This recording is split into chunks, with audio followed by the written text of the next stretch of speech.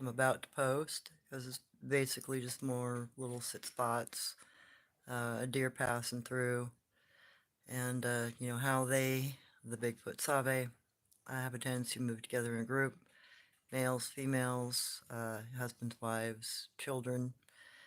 Even at night, they typically move together.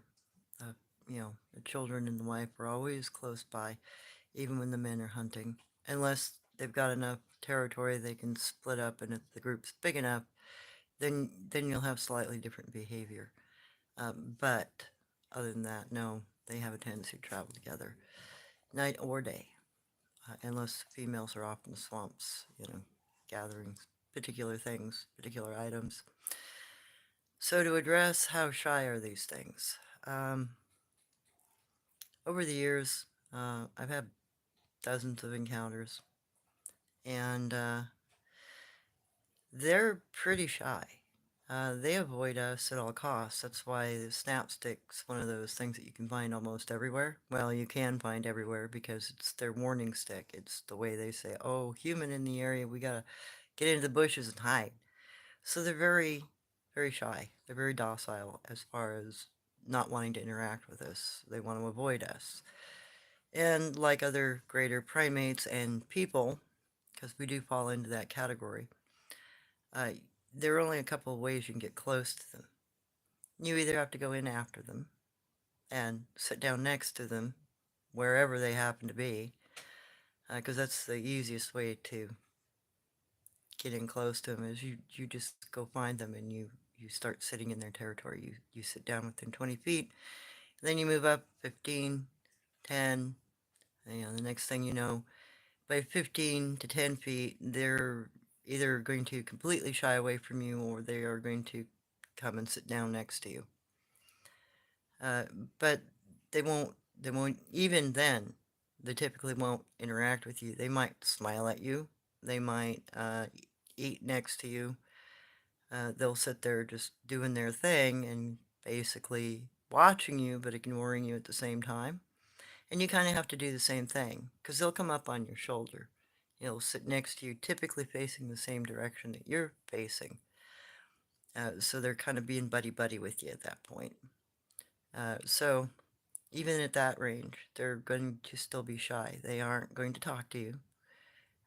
They may or may not, like if you've been in their area enough that they are incredibly familiar with you, like if you've been in 6, 8 months daily, 10, 12 hours a day, then you might get a little bit of an interaction.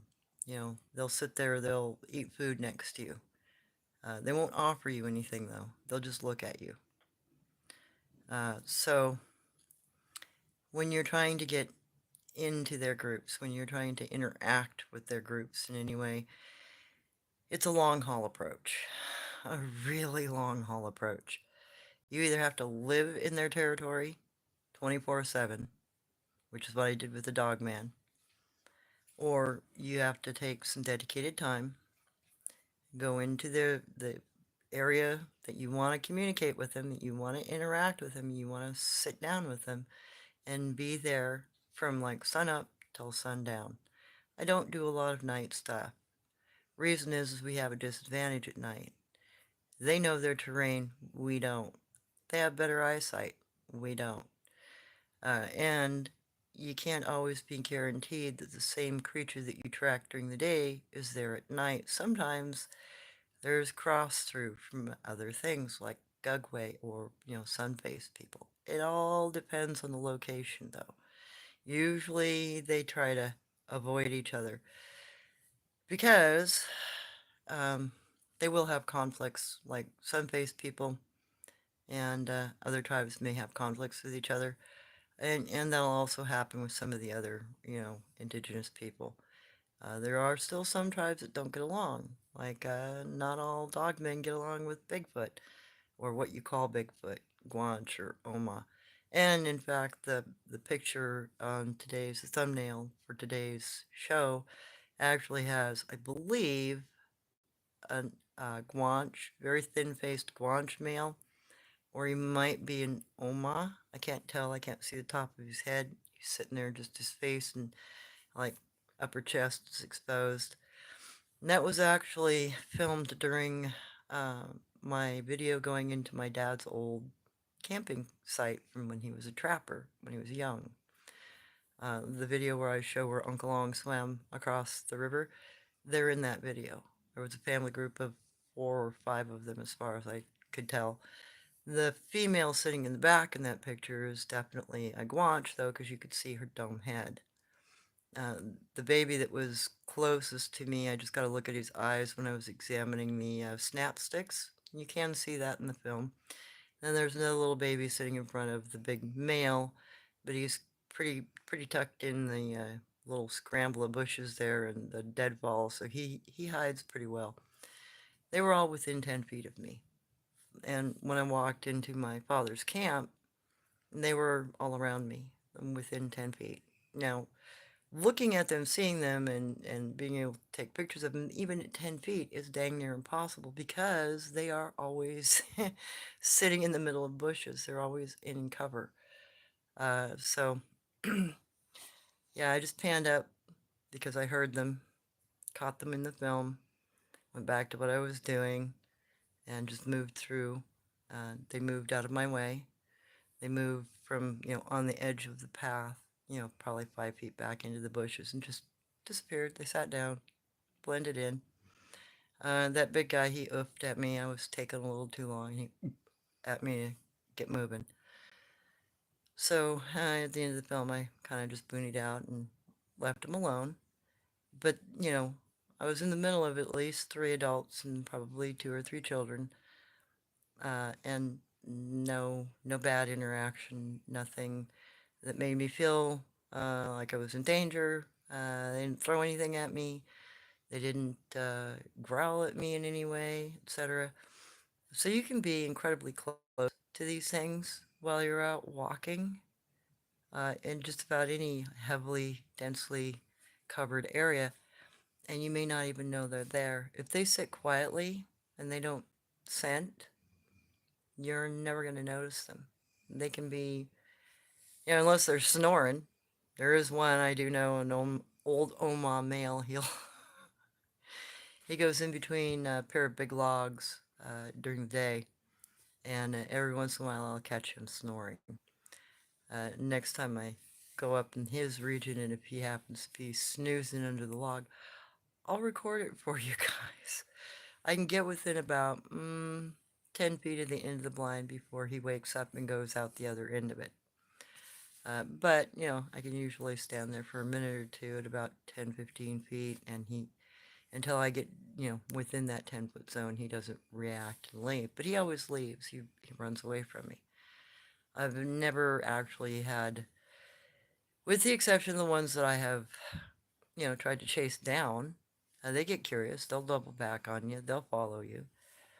I haven't had, though, a lot of bad interactions with Bigfoot.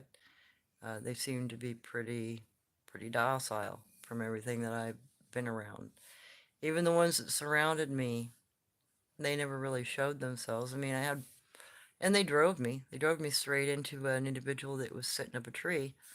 And I stopped when it started throwing stuff, ripping branches out of the top of the tree and throwing them down at me. Not just pine cones, 4 foot long pieces of branch that were, 2, 3 inches thick. So I moved out of the way of that and I sat down. And I had probably 10 on the ground around me, and at least that one and one other in another tree. All they did was throw stuff at me and shake bushes at me. They didn't get violent. They were just trying to drive me out of the area. Other people had gone into that area and been destructive a few months before I went in, and they thought I was the same kind of individual, so they were trying to push me out and scare me. Uh, but they didn't get violent. It was just driving behavior. Hey, you scram. And I've had bushes shake at me a lot. That's pretty common, especially young ones will sit in a bush, and if you get too close, they'll shake the bush at you and make you go away, scare you away. Ooh ah. My dog Caesar always got that. He'd get too close, and he'd get a bush shuck at him, and then I'd have to call him, get over here, get away from him, leave him alone. Karma, my little female now, she's had rocks the size of well, basketballs thrown at her off of cliff sides. And I have to tell her, back out, get away from them, you're too close to the young. They've never come at either one of us with any kind of ferocity. None of them that I've ever been around have. Except for the Gugway on the mink ranch. That was a predator. That one definitely acted differently. So if you keep your cool and you keep your wits and you pay attention to your terrain and you learn what's in your terrain and how to identify what's in your terrain, it's pretty easy to follow their paths once you figure out what their paths look like. And once you start finding the little blinds, I did this up in Washington when I was going through my territories up there. I would follow their paths. I'd get into their blinds. I would see where the next blind was. I'd figure it out, see where the paths were in and out of each blind. And then I'd go to the next blind. And I would follow all of their blinds. And then, I'd find the bed system. Once I found the bed system, I'd go sit in the bed system and see if any of the juveniles would come and sit with me. Sometimes they would. That was the easiest way to get interactions, other than accidentally stepping in the middle of a pair of them. Did that one time in the bushes up in Washington. That was a lot of fun. Startled me and my dog Caesar, because I got oofed and growled at from both sides. They had been sunning, and they were in a nice, off the top of a ridge line, sunny spot with southwestern exposure actually. And they'd hollowed out in the middle of fennel.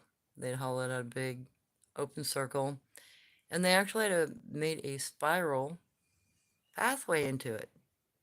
So unless you, and it took me a minute to figure out where the opening was because it wasn't obvious. Was not obvious at all.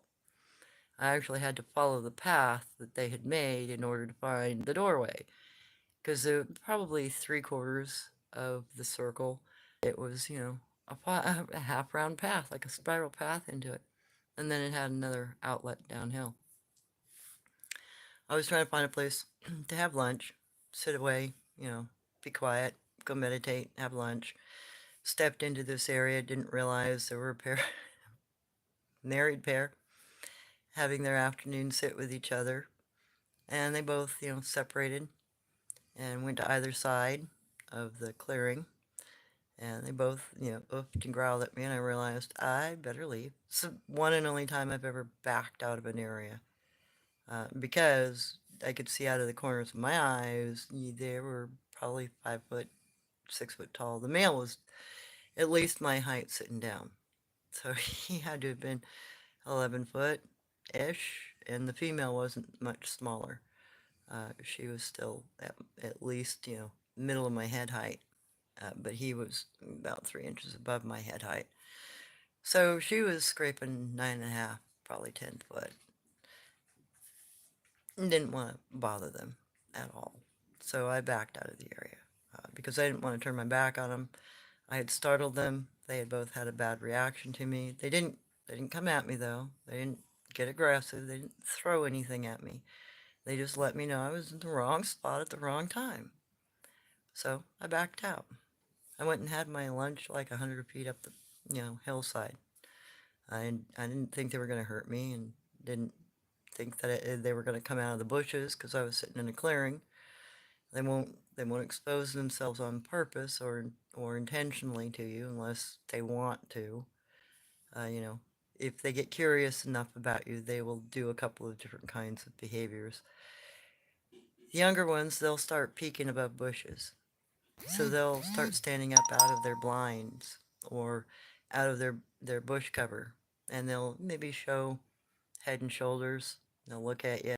It's usually they'll do that in a bowl area, or they will do that along a pretty steep incline area where you're below them, and they don't think that they can be seen because they're looking at you from an angle here. They don't expect you to look up. That's the other thing. Uh, they use visual perspective a lot. So when they're moving, they'll start moving at your 90. You know, they'll move away from you or move behind you, but it's always where your periphery ends. I have a better periphery than most people because I'm slant-eyed. So I don't lose sight of my periphery until it's, behind me a little bit, about 20%. So I get to catch that more often than most people. So they'll look at you, then they'll sit back down. The other thing that I've noticed they'll do, if they're in an area during the day, they will either hit complete prone ground cover and they'll lay between logs, or they will be up underneath a bush and they'll look at you from inside the bush or from underneath the bush, kind of like the one in the picture there that I got my thumbnail for this video, for this live. They'll sit in plain sight, but it's inobvious. It's not where you're going to look over here and they're sitting over there. So they always try to position themselves in inobvious places. And the other thing I've noticed is that when they're sitting on the hillside, they'll do a funny thing. They'll sit below the advent of the hill. They'll sit down where my tips of my fingers are, so that they can see the ridge line. But they'll put them cover between them and you, so you won't see them. They'll see you plainly. They'll see your outline. They'll see you coming, no problem. They'll be undercover watching you, so you won't notice them. And if you're just standing on the ridgeline looking across, they're going to be below your visual perspective. So that happens a lot. They'll put themselves above your visual perspective, behind your visual perspective, or below it. And that's common behavior. All of them have a tendency to do that. So let me grab my glasses and answer some questions. I don't mean to be rude. I really appreciate everybody that's here. I thank you for coming. And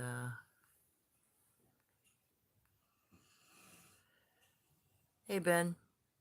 Hello. I sketched what I think I see in your photo for this live stream, sending it to your email. Oh, cool. Thank you. There will be in a few minutes.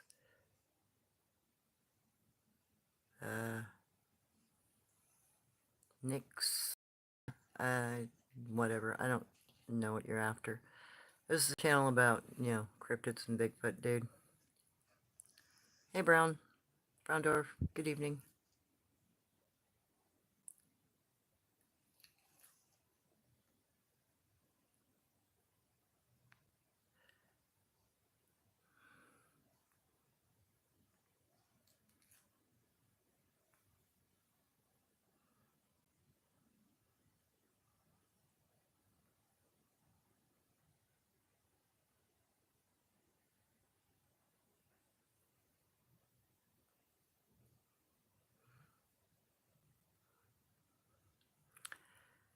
Well, I guess I figured that out.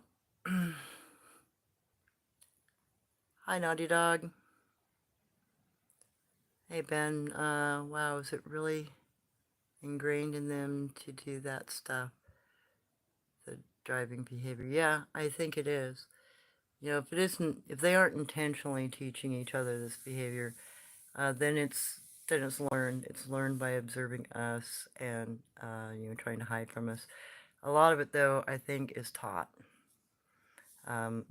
Because I had to remind Jen Jen when she got too familiar with the ranch, she started sitting out in our field and not paying attention to the fact she was close to rural roadways.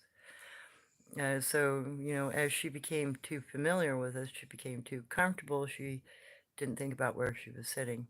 So I'd have to occasionally say, hey, get out of the middle of the field, dingo, you're going to get seen, get back under the trees. So they can also forget when they become too familiar with an area. So that's another potential of, why we might catch a glimpse of them. They get sloppy.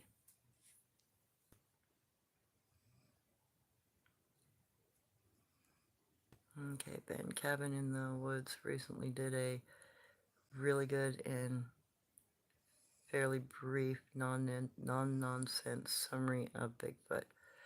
The segment of the Sabe smacking the big branch against the tree looked real. Oh yeah, they power knock pretty good. And they'll take a good 3-4 inch stick that's, foot or two, 3 foot, 4 foot long, and just pow. Sounds like, an accident happening or something. If you're really close, it'll definitely scare you out of your wits. It'll startle you good. It's like having a big boom boom stick going off, right next to you and nobody let you know what was going on. Oh, Todd. Well, if I'm being honest, it was leaking way too much. So whatever. Couldn't make sense of that. Hey, Laura. Hey, Leona.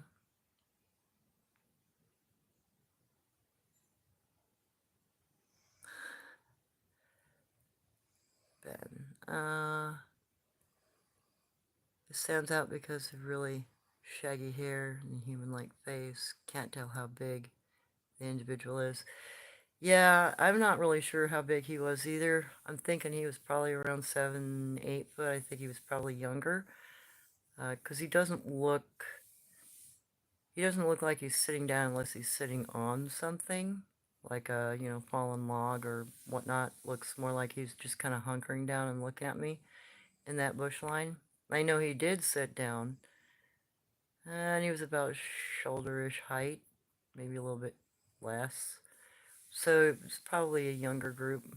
Maybe they were 6, 8 year olds, because they're considered adults within their own culture at 8, which usually puts them at about 8 foot. But I think this guy, because he was real thin faced, I think he might have.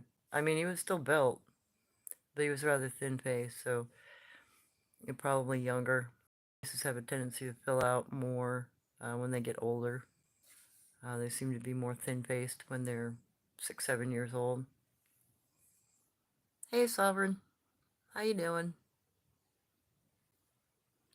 Yeah, we had a turkey in here.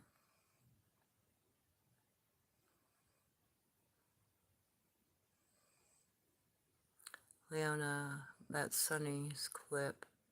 His videos are few but incredible. Oh, cool. I would love to take a look at his channel. Sonny Vader. Alright, I'll look him up. Hey, 460. Yeah, no problem. I got plenty of input. whether or not it's useful, we'll find out later. Then I thought so too. He was younger. Yeah, he definitely impressed me as a younger individual. And the female, she's much smaller. You can just see her outline sitting next to the tree in the shadows, probably 5 or so feet behind him. So I would say they're probably a younger couple. And, sometimes you'll have real young couples like that in small groups. Those are the most easily found. They're the ones that, they're almost everywhere because they usually forage together. And if they're trying to get themselves into a place to stabilize and become foragers of that area, inhabit that area habitually, because young couples, if they're striking out on their own, will go find their own foraging areas. And then they will establish their family group there, and they will raise their family there and expand that way. At least that's what I've noticed with the ones here on the West Coast. They have a tendency to either bubble next to each other, and they have lots of marriage relations that way. But in the event that there are no good mates between those groups, then they will send individuals out to go marry somebody else from a different group, like Jen Jen was sent out to go marry away from the family group, because they do understand that, intermixing too closely within a family line causes birth defects. They understand that. So when their genetic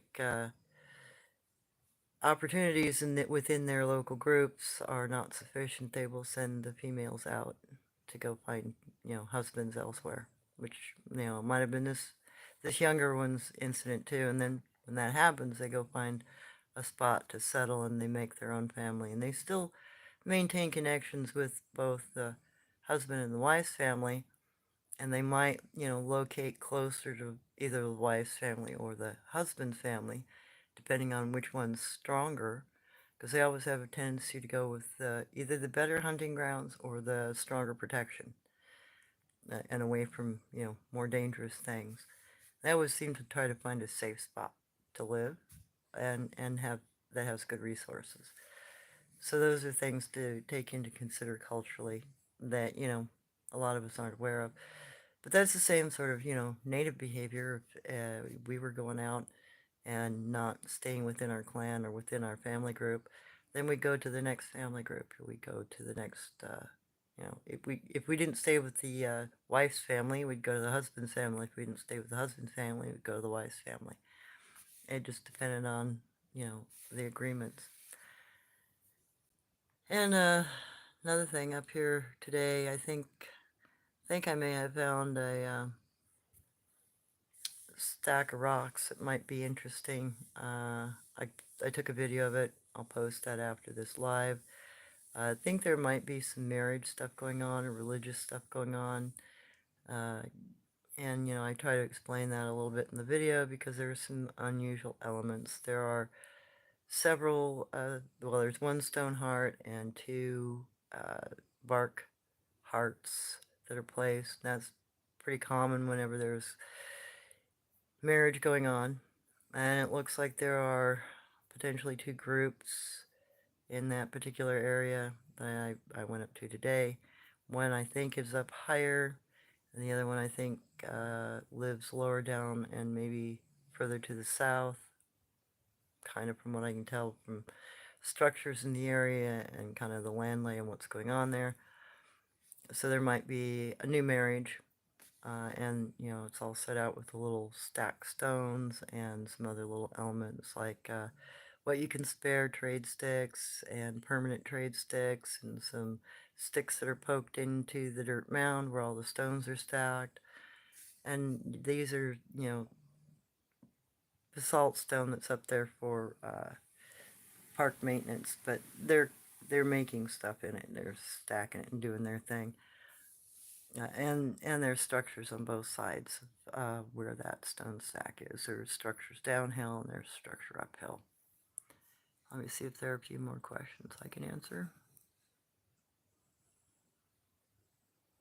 Ha! Yeah, no problem. Yeah, government trolls. They need to go away.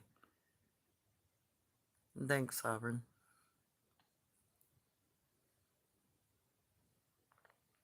Yeah, he's got some really nice stuff, doesn't he, Leona? Cosmic really has some beautiful, beautiful recordings of some really nice structures. Hey, finding it, Ian. Welcome.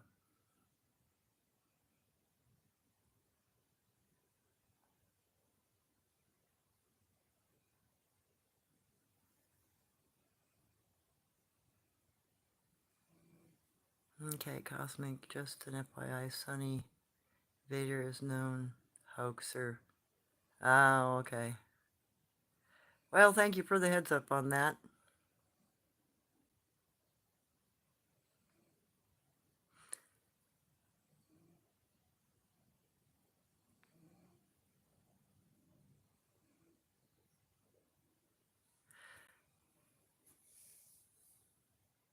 Okay. You knew about Todd Stanning. He tries hard, but Yeah, I hear you, Ben.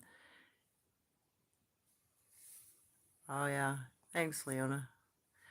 I may not be able to get very many photos of critters because they are really, really reclusive. They are very shy, and you do have to take some time. It takes patience. But I also have the advantage of having been told where a bunch of different groups live, and having family background and this kind of lore, understanding of these people. It helps a lot for me to get closer to them and potentially get some good stuff. I mean, I have a couple of oddballs. I got that funny little flying critter, whatever it is. Might be a Comazotes baby. I don't know. It looks kind of funny. I have a couple other little photos of, different kinds of cryptids. But hopefully, hopefully as time goes on and I'm in these areas more often, uh, maybe I can get more frequent opportunities for getting some footage. Because it does take time, it does take patience, and takes perseverance. Because oh, they like to walk away from us. They like to sit down away from us. They like to crawl away from us. They like to hide from us. So you really have to take your time and be patient with them.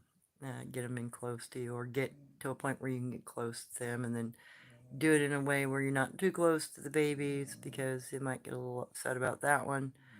If you're female, they'll think that you're there to try to steal a baby, so be careful of that. If you're male and you get too close to a female with a baby, the father of that child might react pretty badly. They'll roar at you. They might rush down the hillside at you, breaking massive logs and sticks and trees and whatever else. It just depends on how much they've been messed with before, how safe they feel in their territory, and whether or not you're a frequent visitor or if you're a surprise visitor. Surprise visitors have a tendency to be reacted to more poorly. And I have run some experiments with that. Sorry. I've used some of my friends as bait to see how the group I was tracking would react. And I didn't tell my friends I was a bitch. Well, no, I told them both, but they just didn't believe me. Until after they had some interactions and realized I wasn't messing around with them. I wasn't, goofing off, talking shite. So those two incidences, one was with a female I wanted to see, and she was a coworker, and I let her know, there were Sabe in the area. And when we got down into the ravine, we ended up getting too close to the female with the child. The Bigfoot Gwantch woman got a little annoyed and oofed at my friend. She threw pebble gravel at us, little tiny pea gravel in front of us, and then she scared the heck out of my friend because she wasn't expecting that, and it was at about 10 feet away. So she wanted to leave immediately. I'm like, okay, let's go. Usually I just back away 30 feet or so, give them some space, and they'll calm. They don't, at least I've never had one come out of the bushes at me. And then the other one was a military friend of mine who was rather large. He was 6'5", and, heavy built, muscular, etc.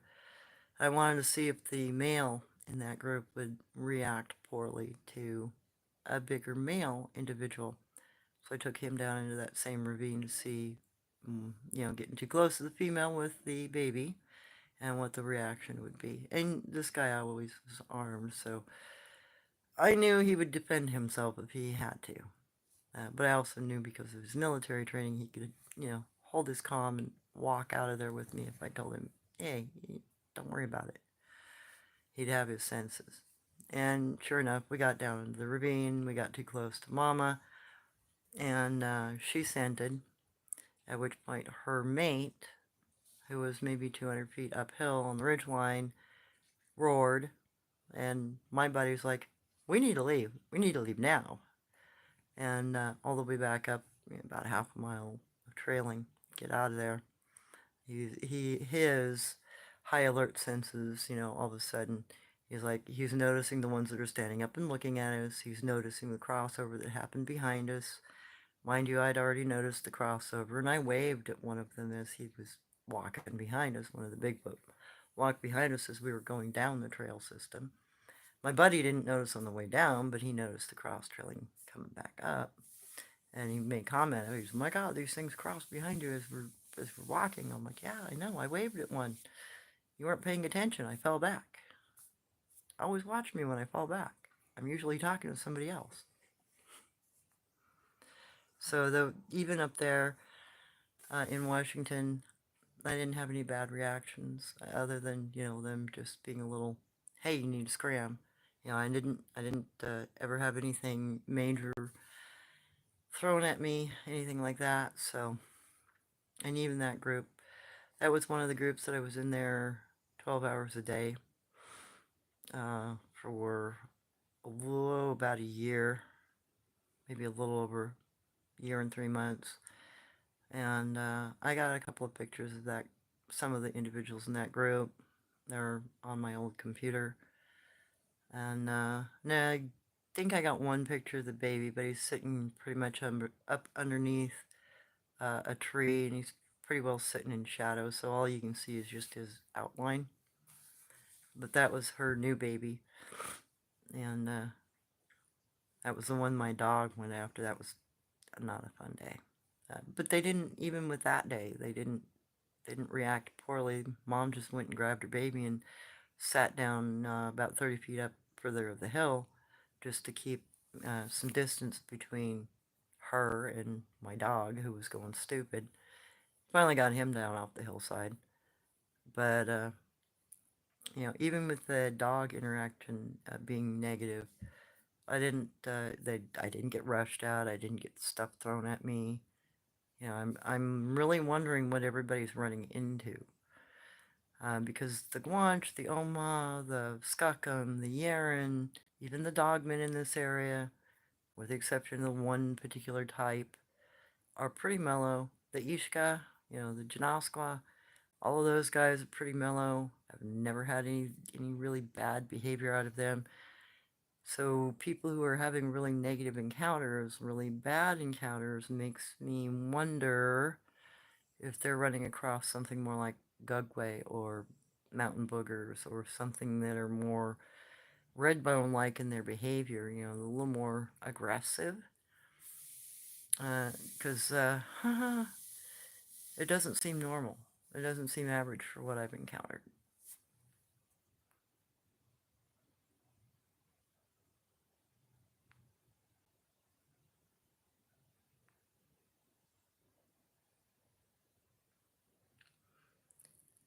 Hey, Wild Aloof Rebel. I have a question for you. Why are some dogmen super aggressive and kill livestock without eating them? Thanks. Well, I am beginning to wonder if there is one species of dogmen out of the three that I'm aware of in this area. I'm wondering if that larger species, the ones that are, 12 foot tall, aren't more headhunter like in their behavior or carnivore like. Because there are several groups that have problems with those bigger ones. The Skaakum have problems with them. The Oma have problem with them. I've seen Gwantch have an issue with them up in Washington. In fact, the trap that I fell into was set for a dog man in a Gwantch area, and it was on its cross-through trail. So it was coming in to try to steal young, probably. And the one story I have of the, inky dog track dude, if those are real fucking tracks, his description was, that my buddy gave me, was that the dog man wore a necklace of skulls. The centerpiece was an elongated human skull, is how my friend described it. And I said, "Oh, that's the Skaakum child skull," because they've got that extra little bump, bun on top of their head. So there might be a species of larger dogman out there that is much more headhunter-like, more aggressive, more redbone activity, in their behavior. So that's a good potential. And I know that some of the sun-faced people and some of the Gugway, especially those in Montana, they'll do similar things. They'll kill cows, rip them apart, and not eat them. And I think that's more of a territory thing with those guys. Their behavior seems to be a little more animalistic as far as I can tell. And that's part of the reason why I try not to interact with them and not to try to track those guys. Once I identify them, I try to avoid them.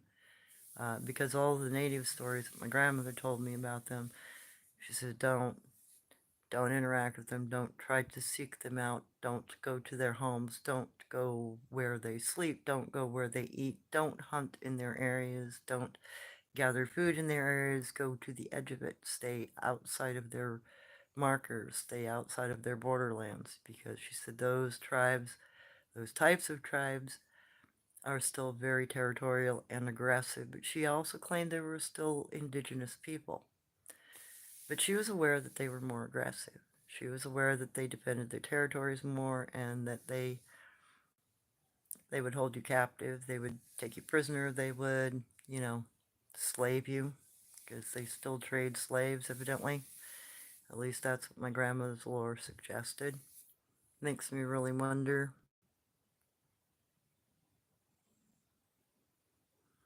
Ben, could them coming to your property right next to your house be a way of saying, go ahead and take a photo? We are in your space. I'm beginning to wonder that, Ben. And thank you. I got your trail cam that you sent me. I picked it up yesterday.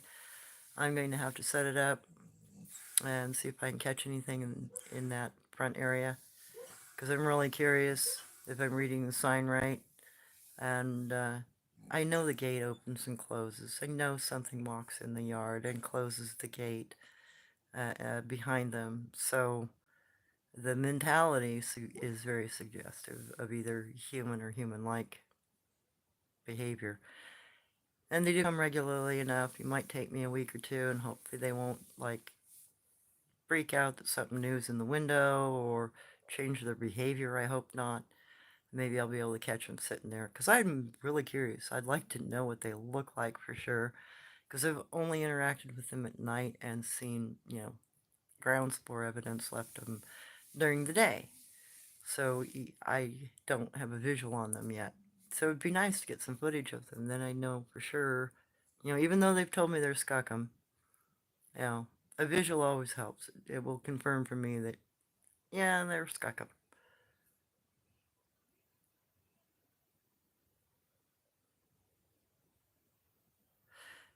Then, I remember you saying they always think tactically about moving through the wilds, always calculating, yeah, what they see, whether they can be seen. Yes, that's very, very true. Hey, leave Ben alone. He's got good questions.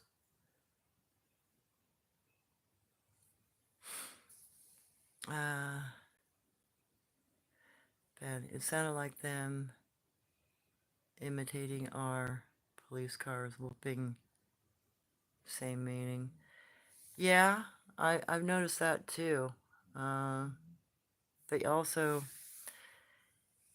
if that's the call that they choose, because I've used that call once when I was in danger, and though the individual didn't show themselves to me, I could hear them crashing through the bushes to come, help me. Yeah, it was stupid. I was face to face with a predator, and I whooped just to see if there were anything in the area that would respond and scare away the predator, and it did. So there is that response. I don't know if it's something older, if the sound has been around forever, if it's something they've utilized for thousands of years, or if it's a sound that they've adopted or adapted to in modern times. The other possibility is maybe sirens were deliberately made to sound like that and hide the use of that particular tone. I have no idea. I do know it is an emergency response tone. I do know that it is a scream for help, basically, and you accompany it with, multiple whack, whack, whack, whack, whack, whack, and whoops, because that's how the young ones do it. They'll sit there and whoop and whack, whack, whack, whack. You know, so it's meant to call reinforcements. It's meant to call for help. That much is obvious. So I don't know which end of that, you know, the sound comes from. But if it's something that they've been using for generations, then it's just one of their calls, just one of their ways of communicating. The funny thing is finding it also in another animal. The spotted hyena makes a very similar sounding whoop to the dogman's whoop because dogmen also whoop. Their whoop is a little different than a Bigfoot. It's a little more drawn out, a little more accentuated at the end. just like the spotted hyenas whoop, and a little more it. But it's still the same sound. Makes me wonder how far back in history it goes. Because potentially that sound like that could go back thousands of years. It would be distinctive most likely from anything else in the wild. It would be something that no cougar would make, or any other big cat of the time could have made historically, or any potential coyote, etc. It's an unlike sound for this region of the world. So it potentially could have been around for a very long time.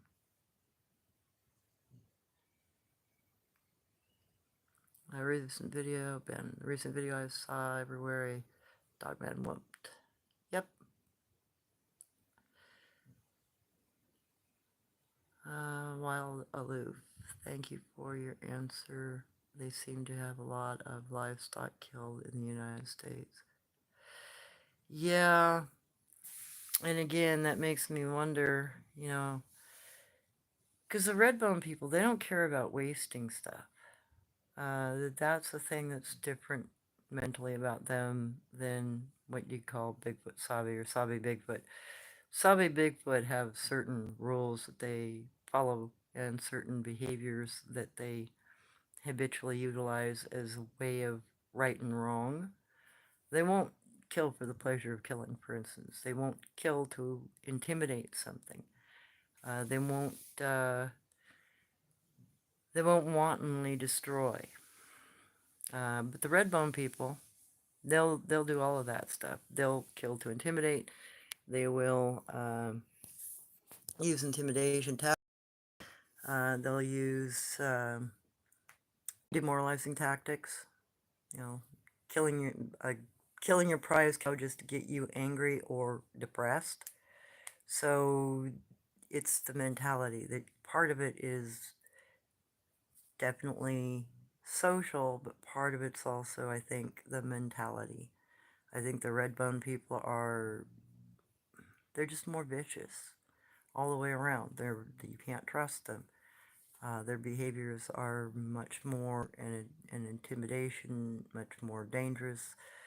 They won't respond to a standstill cough, to knock it off. Don't come towards me, you know, stop all fighting. They don't respond to. Dogmen will. Other cryptids do. Other, normal thinking cryptids. But once you get into the redbone people, like the Gugway and the sun-faced people, they don't seem to have the same respect for life. In fact, it seems like they like to torture stuff. So I think the more I keep listening to encounter stories, and the more I think about, the behaviors that are being exhibited by or being told of, some of it's Bigfoot, some of it's Sabe just, trying to get you to get away, throwing little stuff at you, trying to intimidate you, little growls, little oofs, little stuff. But when you're getting into the big roars, either you've done something wrong in their area and you're way too close to a kid, or you're dangerous to them in some way. They see you as dangerous anyway. Or you're dealing with something that's overall more aggressive and doesn't mind being aggressive with us. That's the other thing my native grandmother always warned. She said the sun-faced people, they'll seek you out. If you offend them, if you hunt on their territory, or you steal a hunt from them, you take something from them they want to kill or have killed, they will hunt you after that. You will become the target because you messed around with their hunting territory and what they see as their property or their things. So that was a warning I was given. And that, to me, suggests the redbone people have different attitude. They don't have the same kind of copacetic relationship that you can get with the Gwantch and Oma and Skakkum and those groups. Those groups are much more humane in their behavior. They're much more thoughtful in their behavior. The other groups, they're a little more vindictive.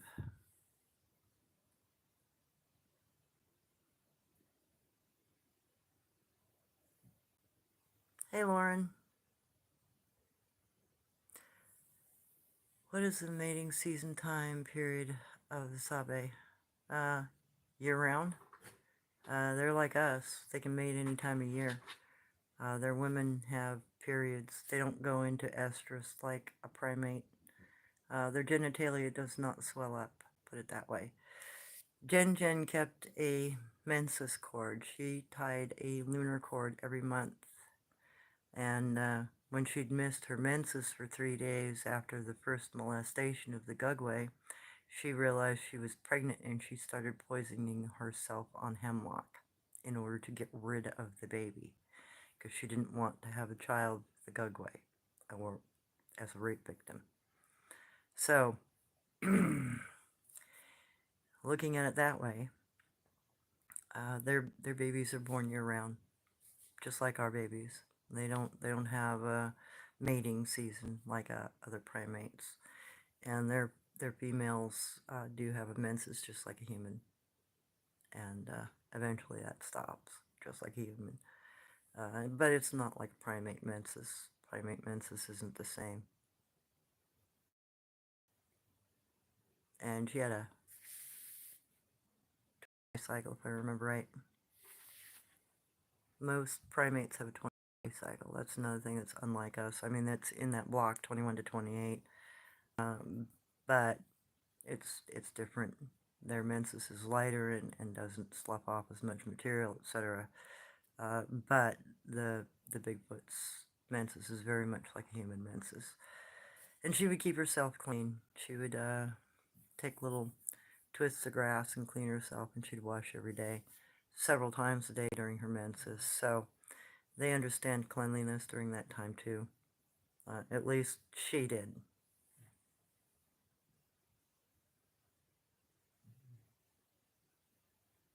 Well, why do they like to follow people home who have seen them? Are they checking they're not posing an issue? Or they want more of a human interaction? I think, potentially, that some of that's misunderstood. Sometimes they'll follow you to trade more with you, like if you've left something for them, they want to interact at a closer distance with you. We would maybe mistake that behavior as being aggressive and following, because these guys out here, they had already been coming into the yard. They didn't bother to start interacting with me until I figured out they were in the yard, and I started leaving something down to get them to interact with me, and then they started interacting with me. So the other possibility is maybe they're already there and you're just not aware of it until you interact with them, and then all of a sudden, oh my god, you see them next to your house. Well, they may have already been there for years or months anyway. Maybe your interaction was just a face-to-face with them out in the woods, letting you know, hey, I'm in your area. There are lots of different possibilities and different avenues, potential news. I've never been home by them, per se. I've been followed to work. Some of the ones that I interact with up here occasionally will come to where I work at night. And some of the ones that used to be down around Bear Woman's area will still follow me to work. They don't do it every night. It's irregular. It's maybe once or twice a month. But, once you hear the particular sounds they use, and each one has a very specific set of calls that they use, you'll recognize them because they keep the same sound set no matter where they go. It's their communication set. And some groups, like the Skookum up here, they all use owl hoots to communicate within their group, and that part of their overall family call system. So they consider themselves from what I can gather, they consider themselves the owl family, and that's why they use the owl call to communicate with each other. And when I go out and try to communicate with them, they expect me to sound like an owl. Heck, they even make fun of me if I, if I don't get it right. A couple of nights, well, last week, I was goofing around with them, and yeah, they were doing, they were seeing if I could detect an echo uh, within their call communications. And one of them was really close. He was out front, and another one was in back. And when I didn't get the echo right, and I didn't get the owl call right, the one behind the house popped off, repeated what I had said, call wise, what I had done call wise, but made it flat sounding. So it sounded like my bad owl call. So I know he was making fun of me. Sometimes they do that sort of behavior too, and they'll be relatively close. They'll be within 100 feet or 30 feet. Some of it can be territorial. A lot of it, though, is like when they're following you out of the woods. I've had friends that were followed out of the woods. I've been followed out of the woods on a couple of occasions, but it's because I did something.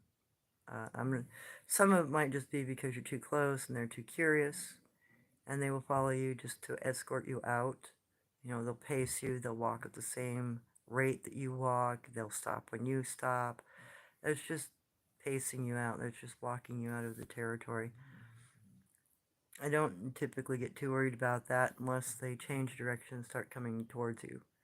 I used to have a dogman that would pace me at night when I was walking home back in the 90s, and I was okay with him until he started trying to intercede. He was trying to cut in front of me or cut to me, and that made me a little like, hey dude, you might want to back off. I'm not comfortable with you trying to intercede with me. But then I got a little pushy and went into his area. I found his sit spot, his main sit spot, and I sat in it. And after that, he wouldn't. He would intercede with me. He would change his path, but then he'd stop at about 15 foot, and he'd just let me see him. He'd be next to a tree, or he'd be standing in the middle of the pathway off to my side, so I could clearly see him at night. I could see his outline. He was just letting me know he was there, and I didn't react poorly to him, so it didn't give him any recourse to act poorly back.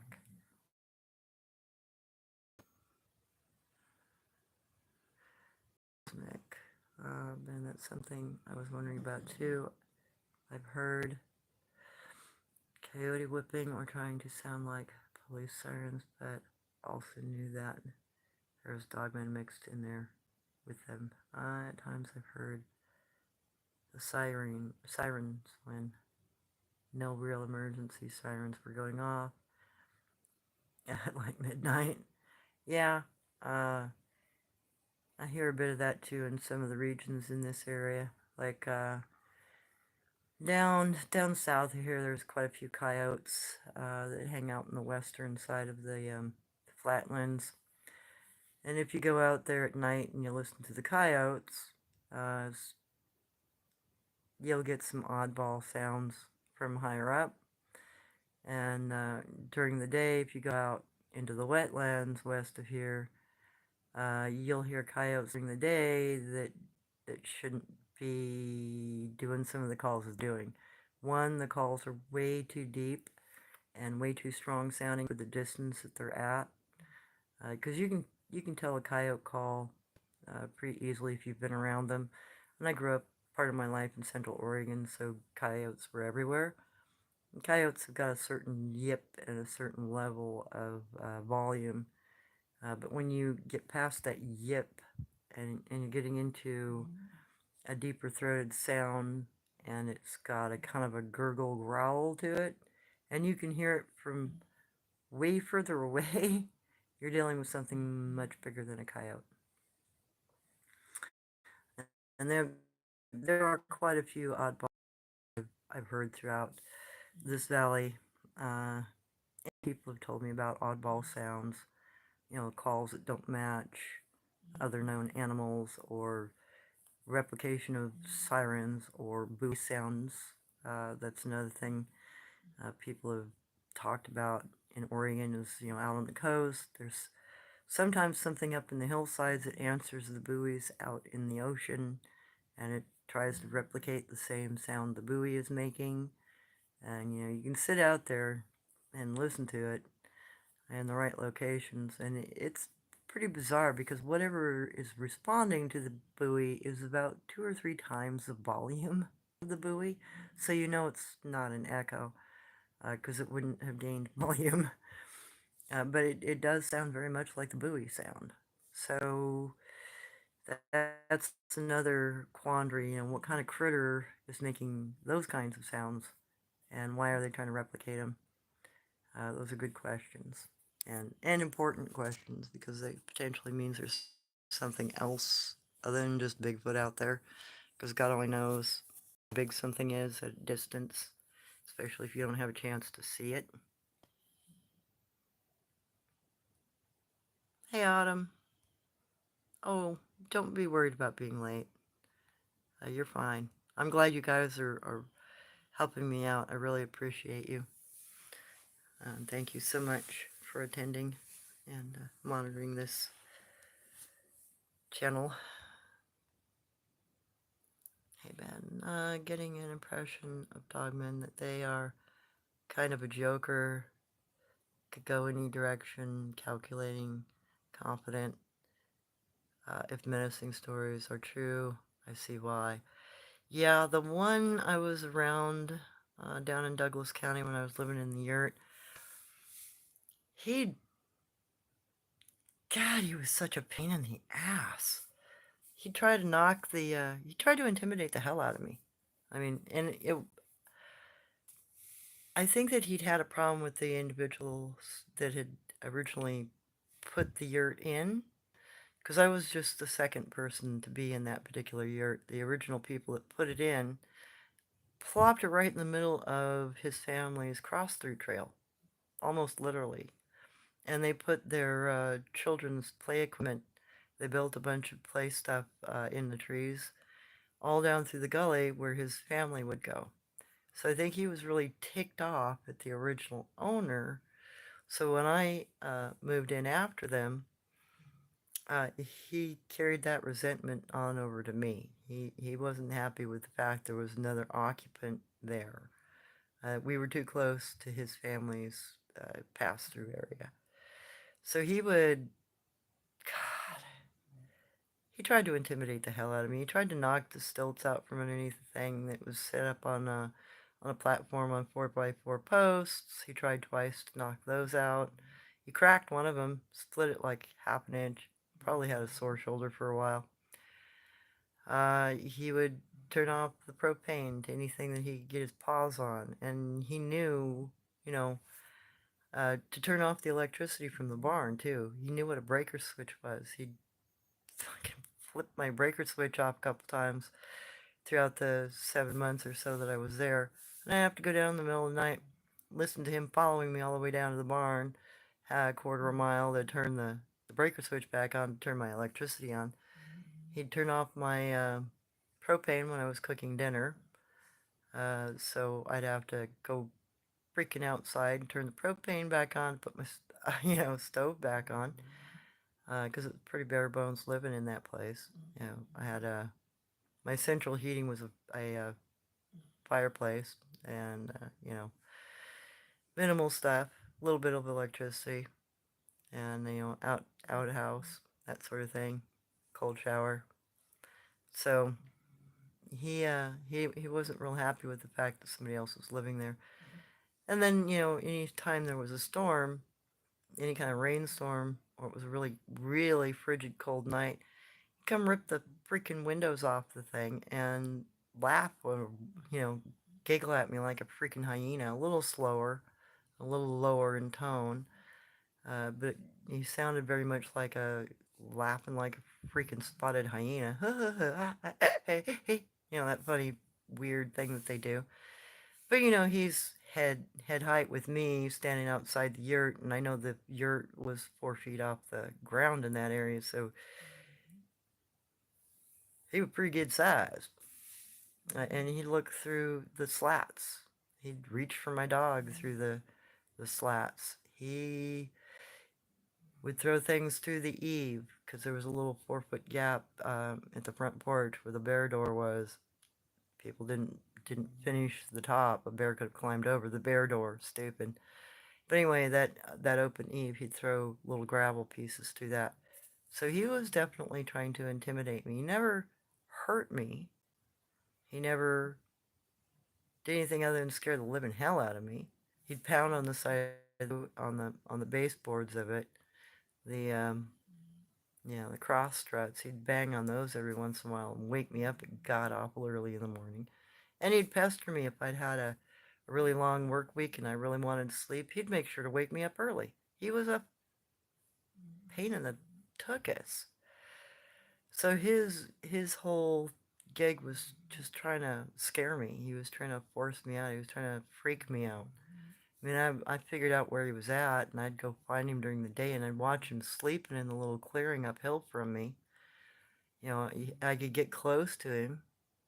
I got the picture of him at 4 foot in the middle of the day. He never hurt me. He just tried to scare me half to death. And then, when the bear got goofy up there and started coming into the yard and getting too close to the main house and trying to get in the back door of the main house, I went and told the dogman, hey, if you're really a friend, get rid of that flippin' bear. We can't get rid of him. We can't get a tag for him. It's up to you. And he actually went ahead and took over that responsibility and got rid of the bear.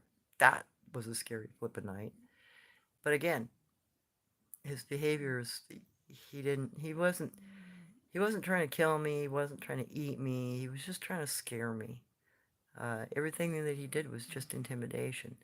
And then when I would go outside, in the middle of the night, trying to put the windows back up or turn my gas back on, he'd literally half the time be leaning against a tree, with his ankles crossed, arms crossed, looking at you like, huh, haha, got you, come outside, hey, hey.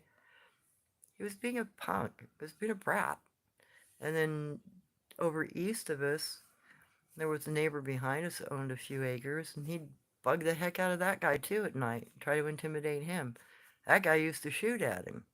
And I only figured it out about the third month that he was actually shooting at the dog man because the guy finally screamed out in the middle of the night, you dog looking thing. So I knew he wasn't talking about a coyote.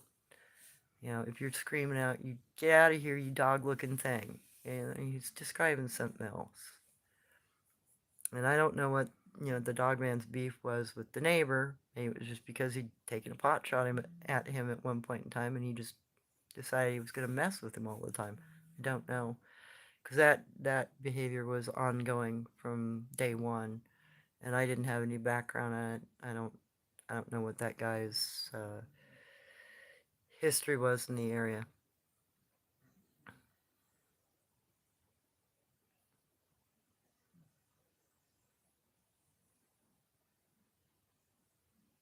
Okay. Well, yeah, I like it. They're funny. Yeah, they are pretty hilarious. Autumn, yes, I've been followed out too. Yeah, it's not uncommon. That seems to be one of their protect the house, protect the home, protect their place, protect their behaviors of protection. They're just kind of escorting you out, make sure that you're leaving. Okay, cosmic can kind of be referred to as glyphs or hieroglyphics. Yeah, potentially. They do fit into the Asiatic kana and kanji groups though, because some of them are actually the exact same as the Asiatic kanji, but they're older typically. Their writing style has not been updated. They're still writing from the Edo period and slightly before. The way that they place their kana and kanji is very archaic, uh, formal, archaic. But then some of their language or some of their visual references, especially in their trail language, which I'm going to try to block that out a little better for you too, so that you can distinguish kana and kanji from their hunting language, their trail language. Because their trail language doesn't use the same imagery as the kana and kanji do. The kana and kanji are definitely Asiatic, whereas some of the stuff in the trail language is more petroglyphic in nature, and some of it's kind of Egyptian. It just depends on which groups you're interacting with. Uh, Dogman stuff can be Japanese looking, it could be petroglyphic looking. It just depends on how they're choosing to write and what kind of group you're interacting with. And that's part of what I'm still trying to sort out and categorize, which ones write specifically in these types of kana, and which ones write in these kinds of kanji, and then what's the differences here? How much of the Mississippi riverbed language can I find? How much old Mayan can I find? How much of it's petroglyph? How much of it is, you know, I'm still trying to categorize it kind of, and try to figure out which groups are actually doing the majority of those types of writing. If I can come up with some sort of a basis, that would be nice. But it's taken me years just to figure out what I've got. So I'm still working on it. Bear with. Okay, Cosmic. Regarding their strategic movements, especially on human trails, I would assume they do the same thing most wildlife do, which is wait for humans to pass before they cross a trail. This is why looking. Yep. Yeah, I would 100% agree with you on that because I've seen it way too often, and I've experienced it personally. I've even intentionally sat, like the ravine that was a half mile down. There were a couple of little hang points I could sit and I could watch a good quarter mile of the trail ahead of me, including one area where there was a stream that they like to get water from on a regular. So I would sit and I would watch and see how long it would take before one would pass across in front of me, quarter mile down. It'd take 20, 30 minutes. If they didn't notice you in the area, they would continue on their normal behavior. They wouldn't modify what they were doing. I learned where they crossed. That way I could, when I went down, I knew where they would cross behind me because it was a habitual crossing point anyway. So I could make the assumption that once I'm out of eyesight or earshot, or they think I'm not going to notice them, they're going to move behind me anyway. So that's another thing. Once you get into a territory and you understand the land lay of it and where they are in their land lay, then you can judge a little better where they're going to cross through behind you or where they might go in front of you. And, maybe you can position yourself in such a way that you can get an advantage. That's something I'm always trying to work on. Where can I sit in their territory where they're not going to notice me, where I'm not going to be out of place, but I can still get a line of sight on them. So it's a great big hide and go seek game in a lot of ways, and then just kind of tactically figuring out what your line of sight is.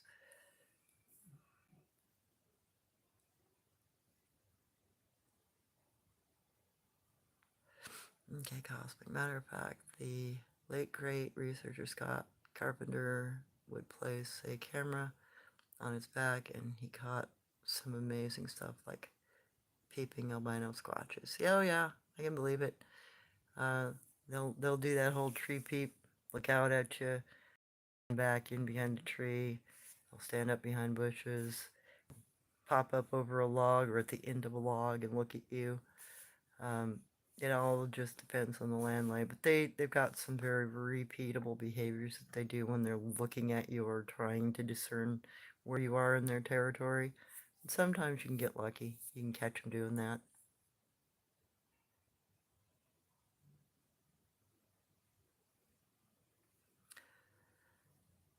Country living. If you could go back in time, what would you do? Well, I would keep myself from throwing away one particular item that would have made me a dang near a billionaire. And I'd have a much different life. I'd still be doing my research, just I'd be out in the field every day instead of just when I can afford to be. I hope that answers your question, country living.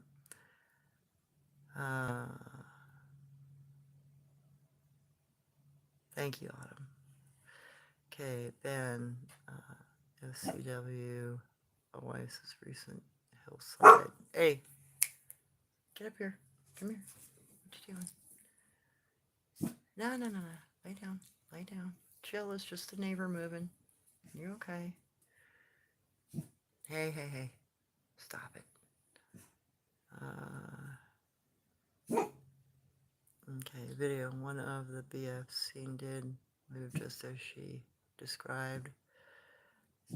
Just as she passed. Yep. Yep. And in my periphery. Yeah, and I've got to get up in that area some more. I think that group, and it's got the Rojan next to it. I think I should be able to get some more footage up there pretty easily. Just got to take some time to do it and have weather that isn't completely rainy and nasty. Honey, stop. Being able to get a good recording up there and get some more reactions, interactions, some more language, and maybe some more of what the Rojan is saying. That would be nice, and not talk over it. Maybe be quiet enough that they can talk without me talking over them. It would be nice to get some real clear copies of that sort of thing going on.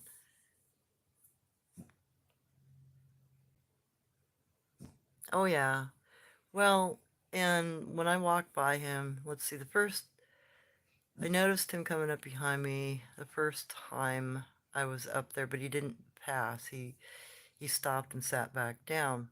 And he's younger. He's about 6 foot tall. So he's probably about 4 or 5 years old, be my guess. He's not an adult yet. So he's still a juvenile. And then when the Rojan was coming up out of the gully about 3 weeks ago now, and I was actually kind of exiting because I'd gotten all of the Tagalog language, which I think is the Rojan speaking. That whole you're handsome. That day, as I passed him, he was very obvious about passing within about 10 feet behind me. So I turned to look, and I had just turned my camera off, and he was going so quick I couldn't turn it back on. I had to flip back through and go through open my phone crap. And that's when I asked him, I said, what do you call that thing?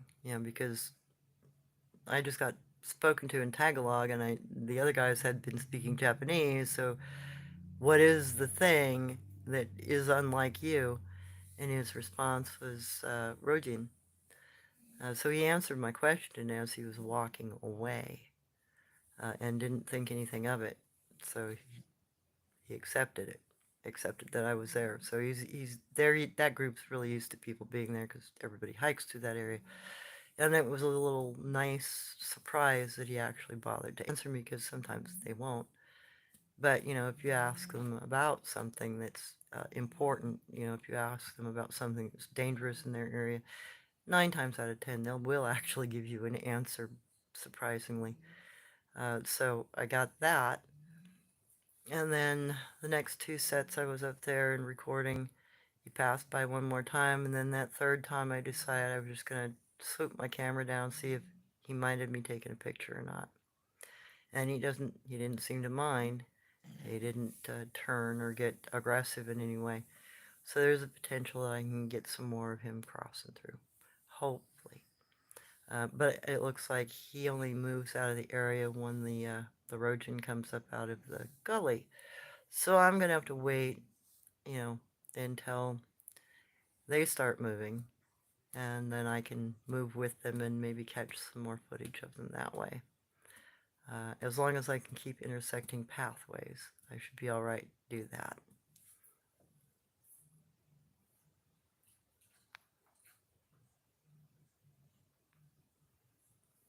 Hey, Charlie. Welcome. Yeah, I'm glad you're here. Okay, Wild Aloof Rebel. Wow, that's super intelligent knowing what a breaks which is. Oh, yeah, I know, right?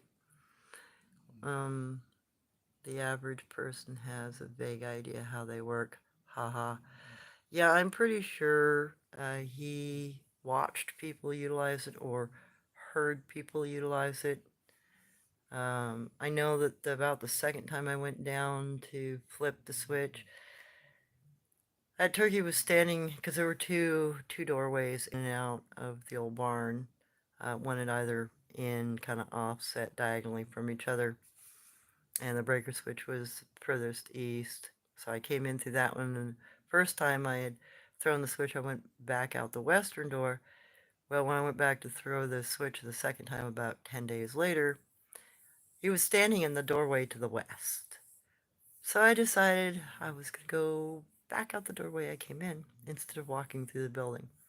So I'm sure he could have stood there and watched somebody, while they were working in the shop, and then you'd never noticed him. If he was standing in the dark and the door was open, say summertime, you got your lights on, you're working, you're focused on something, he could have stood there and watched you for probably hours if he wanted to, or even just sat, a few feet back from the door where you couldn't have seen him. Because the sliding doors were big enough for cars to go through. They're pretty good size.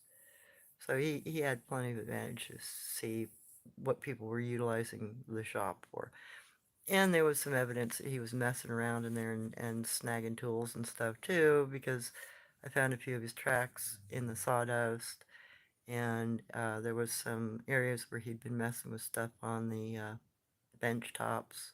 So he was examining tools, he was looking at tools and deciding maybe whether or not he wanted some of them, because some chisels went missing and some hand tools went missing. So it's a possibility he was also snagging tools out of the barn. So, yeah, once they see you do something, they're not stupid. They pick up what we do pretty easily.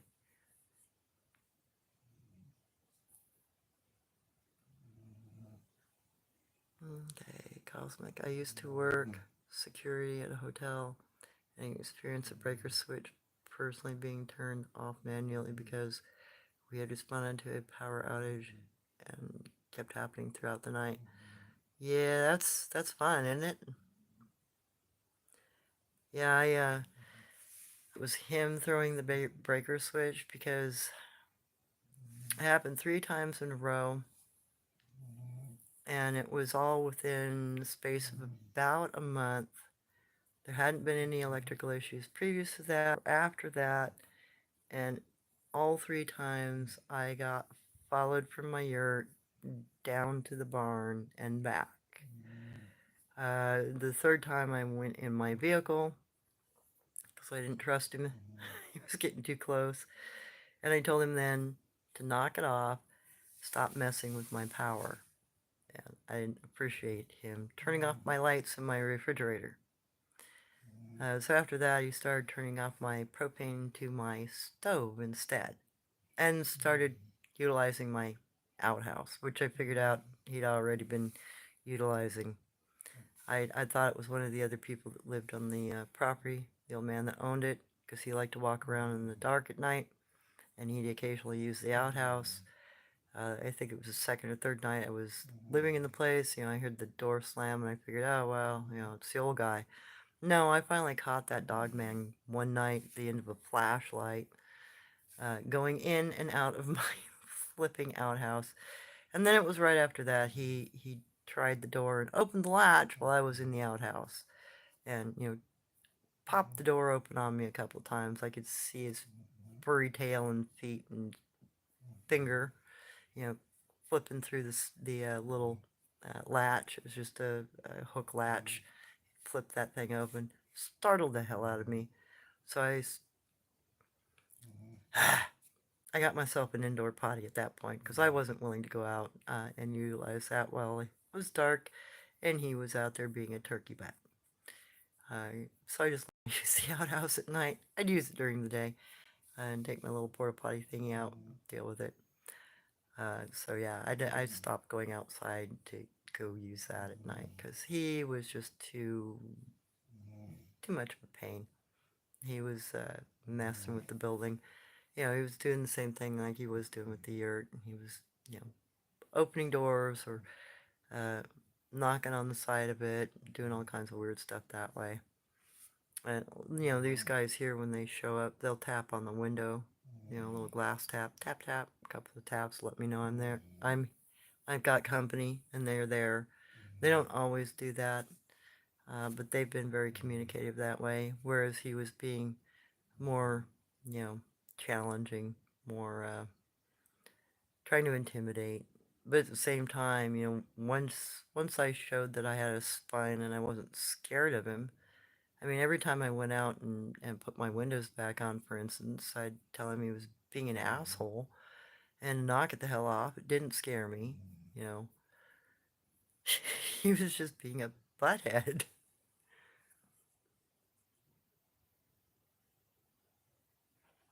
Cosmic, I had spotted their sign around the hotel like rock stacks and rock circles. Yeah, they do a lot of that. Uh, up, God, up here in the Northwest, you'll find that rock stacks up on hillsides. You'll find them down in old dry creek beds. You'll find them on riverways. You'll find them just about every place. And then circles. I've seen stone circles done up in the national forest. I don't see it so much down in the valley, but when you get up in the higher hillsides, you definitely see that sort of thing going on. Okay, Autumn, we are discussing online cryptid's behavior and language. Yeah, yeah, he was definitely a prankster there, Wild Alupin. That Dogman was just a. He had a sense of humor. That's why I called him cheeky. I even called him cheeky to his face a couple times. You cheeky bastard. What are you doing? Or what was the other one? I pulled a line out of was it Star Wars? Yeah, laugh it up, furball. He kind of actually snickered at that one, so I don't know if he may have snuck up on somebody's window and watched the movie or not. Because I swear, a lot of them have to have some sort of knowledge about us that way. You know, I think part of them sneaking up on your house and looking through your window is actually to watch TV or to watch you. Because the one that the young Skookum man that came onto the property trying to propose to Jen Jen, when I asked him where he learned English, he said it was because he had sat under somebody's window and listened to their TV. So there's the potential that some of them have learned English by, you know, being a peeping Tom to our TVs. Yeah, okay, Autumn. Stories and experiences. Yep. Okay, Ben. Makes me want to say that Dogman has dog's sense of humor. Yeah, they kind of do. They definitely challenge it that way. He was the most challenging one to be around because he was just so forward about everything. You know, the first and the second night I was there is when the rock assault started. My buddy and I were, my roommate, we were smoking a cigarette out on the bare secured porch, and with the eave that had 3 feet of airspace with no blockage under the eave. You know, we got rocks thrown through that, and they were bouncing off the yurt wall and falling on us. And that was the beginning of it. It started with him throwing rocks at us through that little narrow opening. And then just, you know, every time I go out and try to collect firewood, though, he would sit by my, oh my God, he would sit next to the yurt's fireplace smokestack so he'd stay warm at night. And I had put a rain tarp up to keep my wood dry on that side of the outside porch because, you know, it was a very rainy area and it would get soaked. And then, you know, having a fire wasn't as easy with wet wood. So I dropped a rain tarp across there and kind of secluded that corner where the stovepipe was. And I don't know, probably the third or fourth day that tarp was down, I went out to gather wood, and he was sitting on the other side of the tarp, and he slapped this. He slapped the tarp, startled the hell out of me. Startled me so bad I slapped the tarp back and told him to knock it the hell off. If he wanted to stay warm, I had to collect wood, and I went with my wood inside. That went on for a couple of days too. He then kind of decided that was a challenge. So, for like a week, I get startled by him slapping the tarp back. And then I think about the fourth time I did, he growled at me. I'm like, well, you started it. Why are you growling at me? You started it. So there was always that very cheeky nature to him. He always took up the challenge or made it a challenge, so to speak.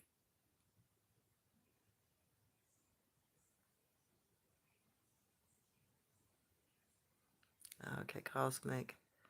That experience confirmed with me that they like to monitor hotel activity. They usually will leave a pile of rocks, usually in the corners of the buildings. Yeah, I've seen that up around the Tulalip Indian Reservation, the casinos. I've seen that a lot, actually, on a lot of different reses up north and around bigger buildings. It's kind of interesting, actually. And it's sort of like the Dogman in Canada. I mean, he was going through an apartment building. He was timing security doors. You go through one of the doors at the end of the building to access the stairwells and the hallways, and he'd wait until the door almost closed, then he'd hop up and hold it and wait for you to go into your apartment or go into whatever part of the building you were going into, and then he'd go through the door, and he'd let it close very quietly. He would hold it so it wouldn't click really loud. So he'd gotten that understanding down. That dog man had gotten that understanding down. And then he'd just walk through the building doing his thing. And, there were lots of people that had seen him. There were lots of people that had interactions. There were lots of people that knew about him. And the people inside that building would warn you about him. You don't mess with him. Don't look at him. He'll come back and growl at you through your door and scratch on your door and be a pain in the ass. There are quite a few people that knew about that. But at the same time, none of them got hurt. I mean, there were probably 100 apartments in that building, maybe 120. We never got hurt. He never busted a door down. He never shat on the floor. He scratched up the wallpaper once, pissed off the cleaning lady. He'd leave muddy footprints every once in a while on the carpet. But he didn't do anything that was incredibly dangerous. He was just using that building as a pass-through, as far as I could tell.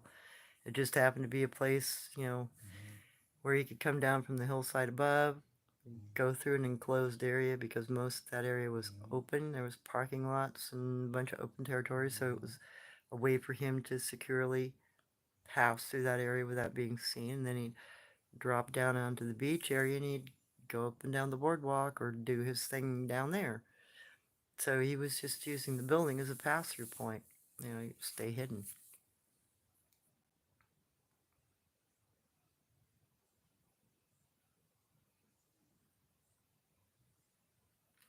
Yeah, I could see that, Cosmic. Yeah, I've seen a lot of evidence around hotels next to rivers. Coach. Wait, are you actually a native? Yeah, I'm part. I'm Sioux, Nootka, and Maya, but I'm only like probably a quarter-ish.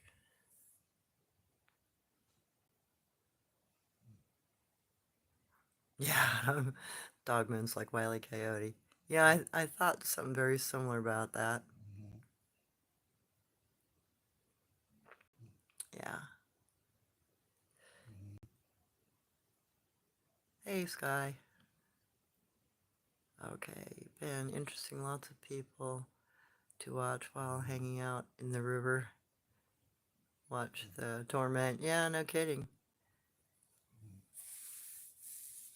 Yeah, well, mostly Sioux. My native Sioux grandmother is the one that told me most of the lore, and then her husband had connections to the Maya, so some of the Maya lore was shared through her husband's side. And then I had my native grandmother's grandfather was Nootka.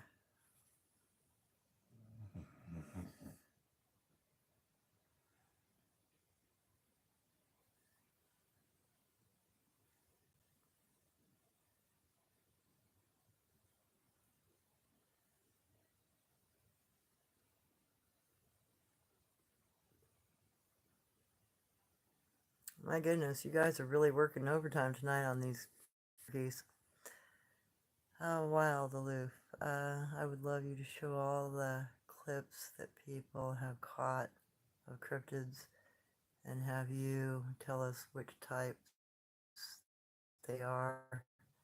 That would be amazing. You know, there are some really good clips distinctly which species you're looking at. You know, the ones that look like chimpanzees with the wide ears, and that's the other thing is the reason why I think the one in the picture for my thumbnail on this might be a an Oma. Not only is his face like narrower, his ears stand out from his head more. And that was the one thing about Jen Jen. Her ears looked a little bit more chimpanzee-like. They stood out from her head a little bit more than Gwantch's. Gwantch's ears were laid back against the head, more like a human's ears, whereas hers stood out a little more, you know, like Prince Charles' ears, for instance. So some of it, not just the facial characteristics or the head characteristics, the ears also make a big difference. Uh, but yeah, that would be something pretty cool to do. I'd have to figure out how to do the clip thing. I don't know how to do that. That or maybe just, you know, put the title and then give my opinion. I don't know. I'll have to figure it out.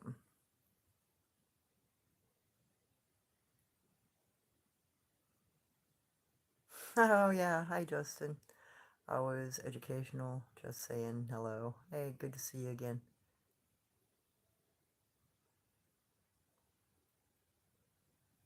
Okay, Autumn.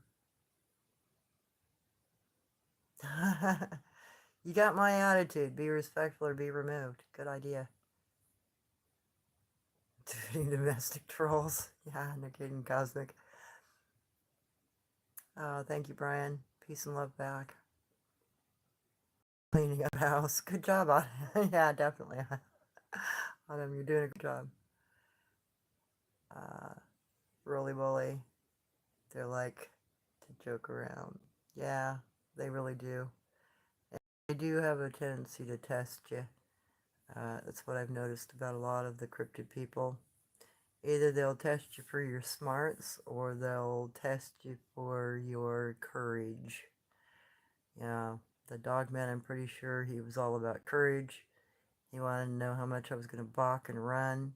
I mean, he'd get real close and make me think I was going to end up in trouble. But you know, when you see this thing looking through slats that are an eighth of an inch thick and they aren't being busted out, and you know, and he knows that all he has to do is just rip that little bit of nothing out of the way, you know it's just an intimidation game. Um, a yurt only has a wall that's 2 inches thick, and that's with foam padding, for Christ's sake.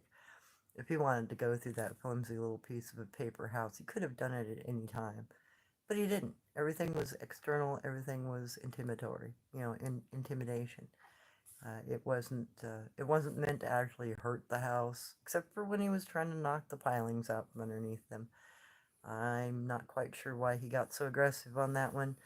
But the second time he tried it, I started stomping on the floor. Because he hit it hard enough, it shook the place pretty good. And I thought it was going to slip down the hillside. Because it really really shook it. And I started stomping on the floor and telling him, "Yeah, go ahead, dumb shit. You knock those pilings out, it's gonna fall on you, and I'm gonna squish you just because I'm in the house, and I'll ride down the house, ride down the hillside in the house, and you'll be a pancake."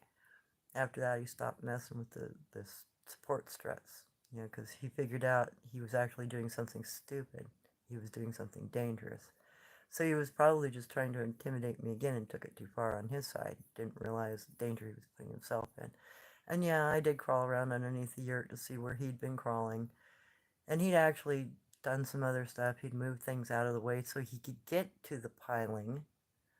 He had moved some, not wiring, but old flex piping and stuff out of the way so he had a good run at it. So it was an intentional thing. It was meant to be intimidatory, intimidating. Excuse me, I keep mispronouncing. Cosmic. I wondered about window taps. Have heard it several times in my house, at my house. Trying to figure out if it's a local gnome or Sasquatch following me home from far away after I visited their teepee area. Yeah, that's part of the reason why I want to put that trail camera out this window. I want to see what's tapping on the glass. Doesn't happen very often. I think it's happened maybe 3 or 4 times since I've been here. Since what, May, June-ish. So it's not been very frequent, but it's been frequent enough to go, something's tapping on the window, and it's not a stick because there's nothing close to the window. There's a good 3-foot berth between any bush and the side of the house. So whatever's tapping on the window has to be doing it firsthand, I would assume. Yeah, I'm Cheeky Furball. You like his nickname, just like our pets. Yeah, I'm pretty sure he did. Uh, he was trying to provoke me. But, take it in stride. At least I tried to, because, yeah, he'd startle me. He'd scare me. The night he tried to reach for my dog, I grabbed a couple of meat cleavers and told him I'd make sure he didn't have any hands if he stuck them through the freaking wall again at her, through the window. And that, he looked a little surprised, but he stood there. So I went and put the cleavers down. I went and grabbed a wool blanket and a stapler, and because I wasn't going to go outside that night, took my window back up. He was just standing too close and being too close that night, and I wasn't going to risk it. Yeah, doesn't matter how brave I am. There are just some things that you go, don't do it. So I grabbed one of my mom's military, her Air Force blankets, wool blanket, and a stapler, and I stapled that over the window, and I told him not to tear the blanket because it was one of my mother's, and I would hunt him down. So he didn't bother that. I don't know how much longer he stood there, but he had to have stood there for another few minutes because I didn't hear him walk away immediately. It took him a while before he walked away. I think he was startled that I just stapled the. I just moved the couch out of the way and walked over with the blanket and stapled it up right in front of him. And he was like 2 feet on the other side. You could reach through that nothing little hole in the wall and, pulled me through the wall if he wanted. He looked really startled though when I just started stapling the blanket up, like he couldn't believe I was doing that. Like, well, it's a draft and you're being a butt, so I'm not going to put up with it. I'm not going to be, cold tonight because you're being a turkey. And there was enough of an eve, it didn't get my blanket wet or anything, but yeah, he didn't know what to think of that. I thought it was kind of hilarious that he didn't know what to think of it. But, that whole challenge back and forth, they do, some of these guys do a lot of that. Kind of not necessarily territorial, just trying to figure out your psychology, I think, is part of it. They're trying to figure out how you reason, what scares you, and how they can needle at you. But they don't all do that. the Dogmen out west of here in the marshlands, their immediate response was very interactive. They could whisper, I'm a friend. And then I got a lot of knocks and interaction for, hey, what you can spare, we're hungry, can you bring us something? And I have gone out. I went out once and dropped some food for them on a trail, which I know they're going to find it on because it goes back into their bed system. Uh, just, keeping up good relations, and hopefully they'll continue to be that way. But they seemed very relaxed and interactive. They're the group that my friend interacted with for many years. He finished teaching them English so they didn't have broken English. It was the group that the juvenile group that he had gotten the fist fight with. So, they've had interactions with people. I don't think the one in the yurt area where I was, I don't think he'd had a lot of interactions with people, just a few. And he seemed pretty vehement about chasing anything and everything out of his way. But at the same time, he wasn't really serious about it. He was just trying to intimidate.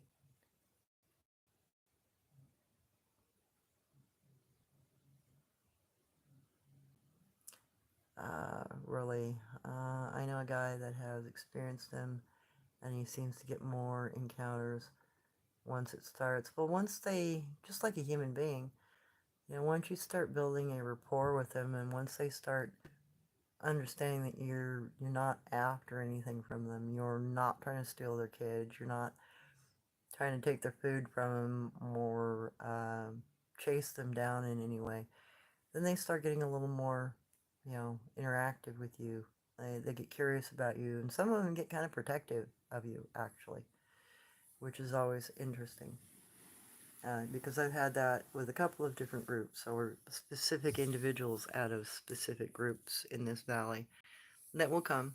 They'll show up wherever I'm at. Sometimes it just depends where I'm at, and they'll make themselves known. And it might be at my work, it might be here. Um, Usually it's just Skookum here.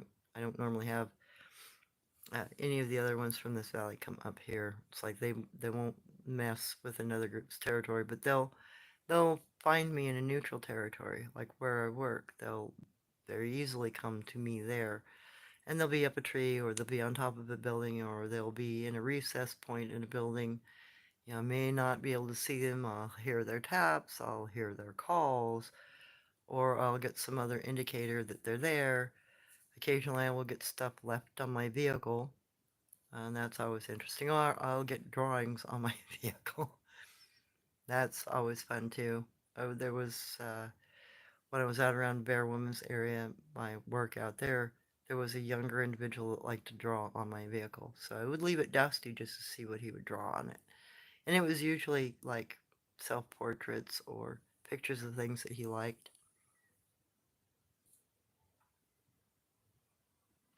Cosmic. Which races are the flat-nosed types? From what I understand, those are mostly like the Ishka, Janoska people. They're very flat-faced, and their nose sits down almost. Um, it looks like their jaw is a little lower looking, and their face is overall a little longer on the bottom side.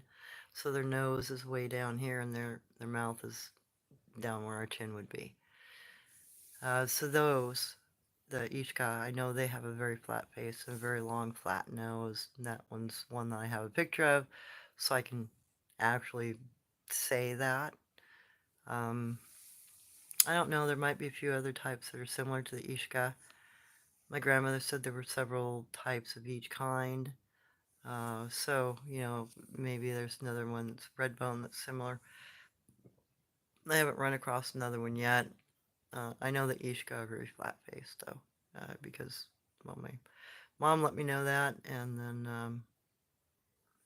I have the one picture. Some of the other descriptions describe them as being snouted or having a short snout. Um, Those might be the ones that look a bit more caracal-like, but I don't have a picture of one of those guys yet, and haven't found one to take a picture of yet. Hey, thank you, Michael. Happy holidays. We'll work on that and figure it out. Yeah, I'm working on it. World of Bigfoot Central, yeah. Oh, yeah, I love yurts. I would love to be back in one.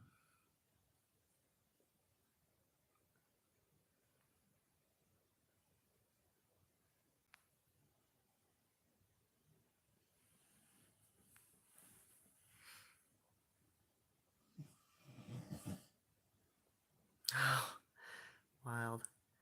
Hey, Duke. Would love you to interview Native Tracker. That would be super awesome. And I'd have to set up a relay call of some kind. Okay, Brett, I did it. I did it, guys. I told my girlfriend my savings are in meme coins and she didn't believe me. I love her. Ah, that's awesome. Hey, Ben. I'd say it was Stellar J's tapping on the window, but not at night. They tap here when bird seed runs out. Oh, okay. Yeah, no, this has always been at night, and the feeder's on the back side of the house, not here in the front. Ben, I was thinking about the really shy ones you never see. These peaky ones must be the boldest of the shy. Yeah, most likely, because most of them have been incredibly shy. Even Jen Jen at first, she was really shy. It took probably 2 weeks um, after we initially kind of ran into each other underneath the bushes. Uh, I actually started replicating her little sounds that she was making. Like, she'd tap rocks at me, and I would go back and forth up our driveway, and I'd be looking in the bushes trying to find her, and I'd hear her taps, and then I'd tap back, and it took a while. She'd get to a point where she'd come to where I was tapping, and then I could see her. And then I finally, after about 2 weeks of messing around trying to tap to her and interact with her, I saw her one night through my bedroom window. She was eating grapes off of my father's or grandfather's grapevines. So the following day, I decided to go try to coax her out. I'd been trying to coax her out from underneath the bushes for 2 weeks. I wanted my parents to see her, and I wanted other people to know she was there. Kids wanting to share. So I tried to coax her out from underneath the blackberry bushes by giving her grapes. So initially, I tried to bring her to the outer side of the bush line, keep the grape bundle, the little group of them, right near the opening where I'd go in and out. And she'd come all the way to the shadow. She'd come all the way to the edge of the shade point, but then she wouldn't come any further.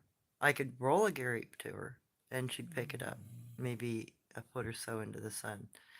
But I couldn't get her to come out any further. And that went on for a couple of days. I go and try to feed her grapes. I try to coax her out from underneath the bushes, and she wouldn't come out. So I think it was about the third or fourth day I'd been feeding her grapes, basically. I decided to step inside and get back into my blackberry fort with her.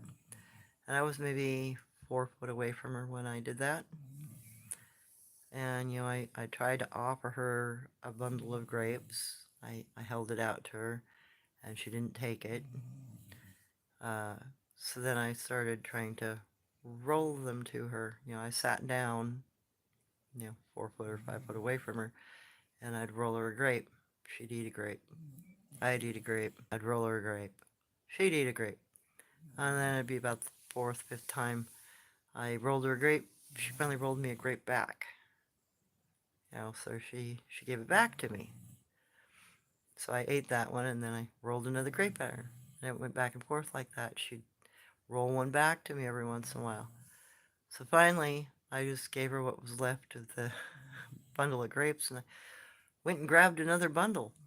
Because at that point I realized, I've been sitting here for 5, 10 minutes rolling grapes back and forth to this thing, and she hasn't done anything to me.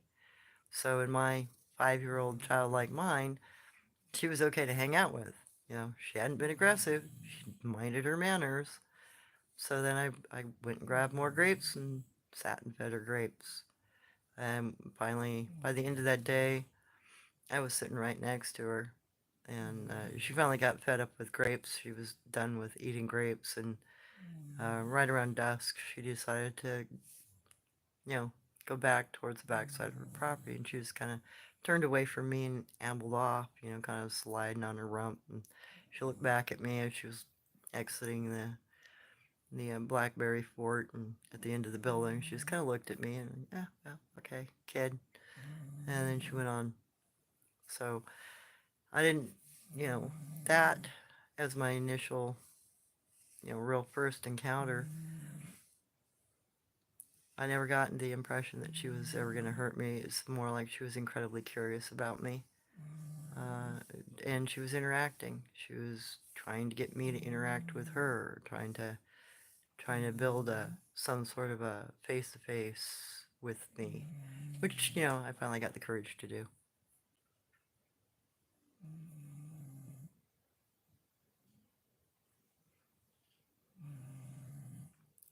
Autumn, that's funny. They're comfortable with you going.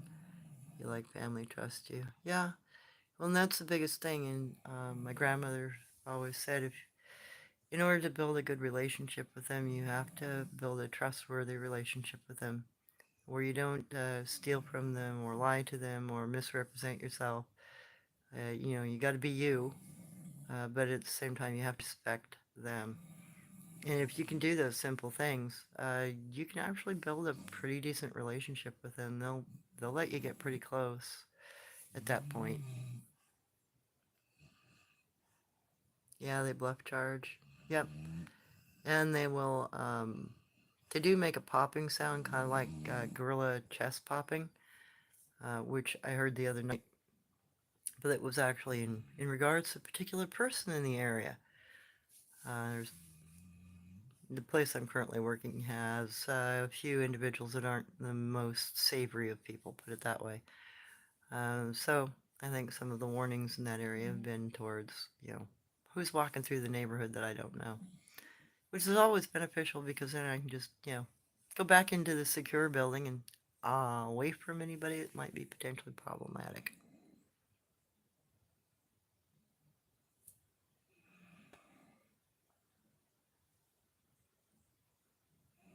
Okay, Ben. Does anybody know if the guy claiming to be an experiencer says he goes to see them at Crazy Town, Arizona, I think? Genuine. I don't know about him. I've heard about him, but I don't think I've ever seen any video or anything of his experiences. Cosmic, really? Wow, did you take pictures of the drawings on the car? Yes, and unfortunately that was part of the, I don't know, I lost like 1,200 pictures a couple of years back, and it was right around that time, so I'm pretty sure all those pictures were tanked on that phone. It was one of those, I had successfully managed to download my pictures off my phone a couple of times to my computer, and then I had an interface failure and I lost all the pictures off my phone. I tried to recover them, and I think I got like 50 out of the 1,200 back, so I lost the majority of those pictures. It really sucks because I've always been trying to document all this stuff, and tech and me don't get along. Seems like I keep having data issues. Okay, Autumn, the one that interacts with my tribe, are friendly, live on top of our mountain and come down to our village to trade. Yeah, that's the same way we used to do it back in the day, Autumn. That's old trade route kind of behavior there. You know, our forest brothers always kept good relationships with us and traded with us and helped us out as much as, you know, we helped them out. I'm glad you guys still have that kind of an awesome relationship with them.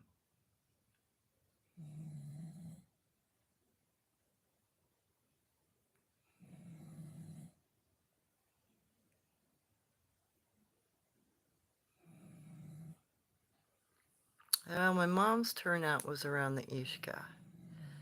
The Ishka are a lot more, they're like flat-faced baboons as far as I can tell.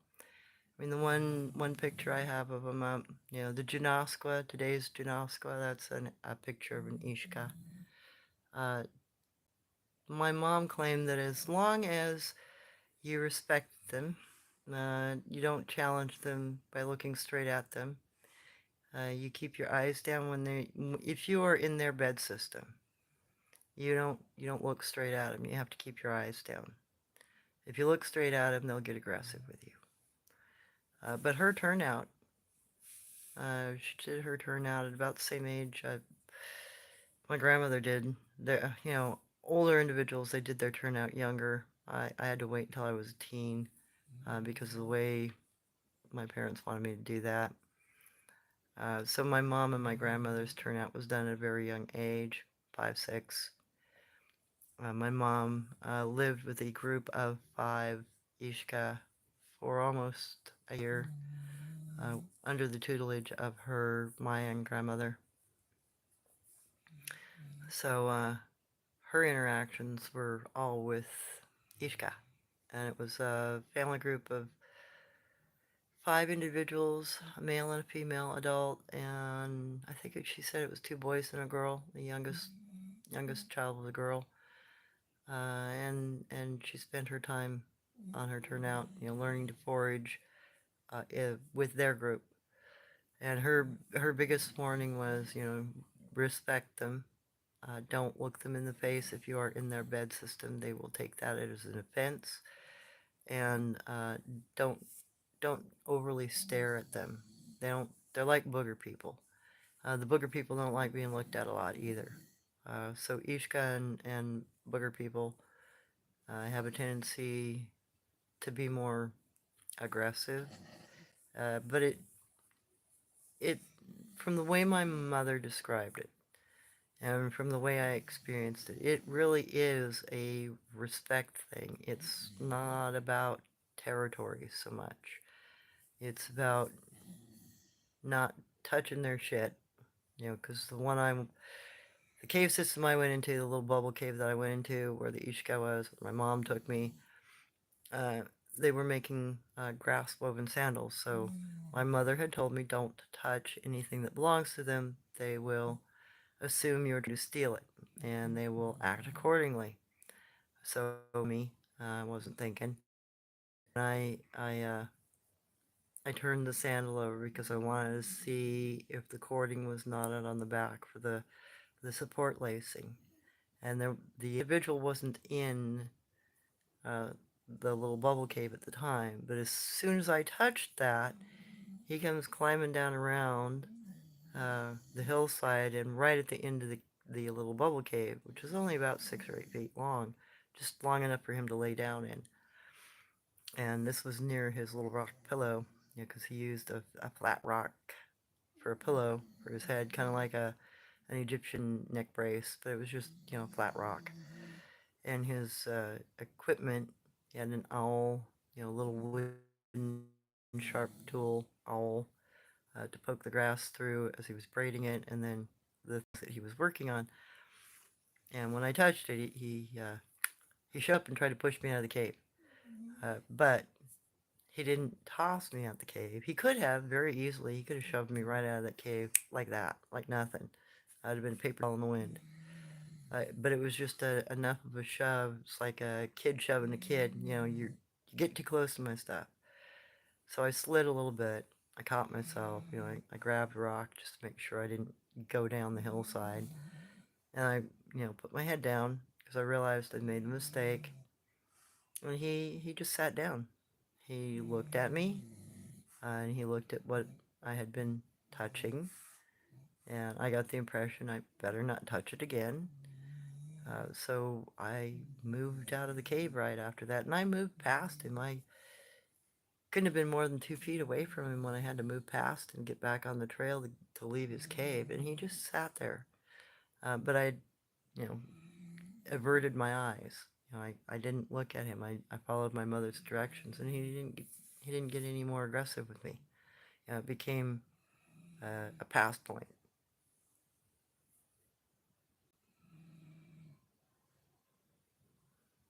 Uh, Cosmic. I'm trying to find out the exact ones in my area. Kushim territory, or Chumash territory. Like you mentioned before, they might be a super ancient type, possibly pebblish. Oh, that would be very interesting to know. Gosh. I hope you find out. I would be very interested to know. Oh yeah, no worries, Wild. Glad that you enjoy the live. Phil, I think most bear men experiences result in people believing they saw a bear. That is my own experience.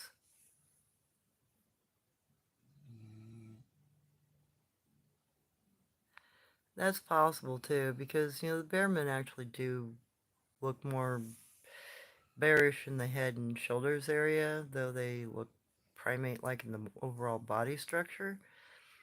So if you're trying to mentally shift, because in all actuality, I think the reason why people have a problem seeing them in pictures when they're undercover is because they're not used to, one, either hunting, or two, looking at primates or any kind of unusual creature in a bush anyway. It's not uh, part of our modern mindset. Any person who is a hunter, any person who is a trapper, any person who's an indigenous person that goes out and does a lot of first-hand foraging, you show them a picture, they're going to be quicker to point out what's in it, especially if it's a critter under a bush, because it's going to be something that's more noticeable for them. They're always out in the bush. So part of it is, I think, we don't modernly, with our interactions are very minimal with nature. So part of it, I think, is just people can't visually get it. It's something they're not used to looking at, and consequently, it's hard for them to see it. It's hard for them to recognize what's there.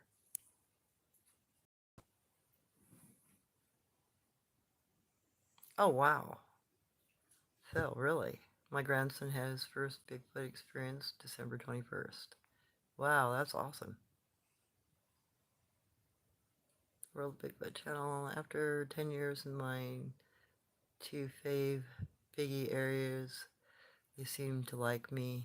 But there are people who sometimes go with me that they screw around with. Oh, yeah, I've noticed that too. Not everyone is liked the same way by these people, by the cryptids. And that I've had experiences that way too. Like when we did our 4th of July capture the flag thing, there was 20 of us in the group. Some of us were down from Canada, and we'd gone out to go play capture the flag in the middle of an area where I knew there were some Oma Bigfoot. And a couple of us got stuff thrown at us that night, including me. And I'd not had a really negative interaction up until about that point. One of our friends got kind of waylaid in the side of the bush and was being spoken to about the history of the world and the history of their culture. This is one of the guys that was down from Canada, and I was able to sneak up on that little conversation because we lost that guy for like half an hour, 45 minutes. Couldn't find him, and we finally found him. He was sitting along a trail side talking to somebody that was laying down in the bushes that had a really deep voice and was talking about all kinds of stuff that wasn't familiar history. Another one of our guys got chased. You know, whatever individual he was interacting with, whichever individual he was interacting with, didn't really like him or was messing with him. That was also the same individual that had been in the fist fight with the Dogman. So maybe he had a rep and didn't know it, and he was getting messed with. A lot of our people got stuff thrown at them that night. But then there was another group up there too. There was a group of people playing paintball. So, you know, the group of Oma themselves may have just been way too intruded upon. You know, maybe they were there to hunt and we were all screwing around with the territory too much and denying them dinner, so they were trying to get us out of the area. But there was, you know, several different kinds of layers of interactions going on that night. It was very unique. I've never had another experience like that, actually, but it was very interesting.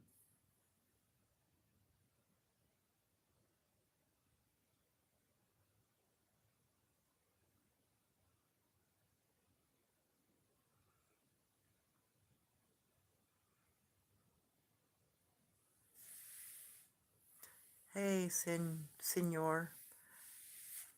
Welcome from Turkey. I'm glad to see you here. Uh,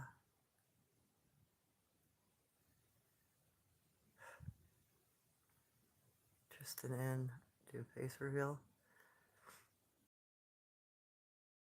Do not try to find them. They me out.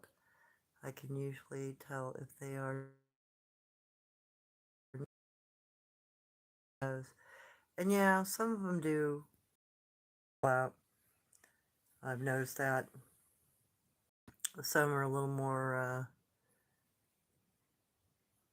Gosh, this thing is really pausing bad tonight. I was hoping the cover wasn't going to be a mess up here tonight. Hopefully, it's still doing audio.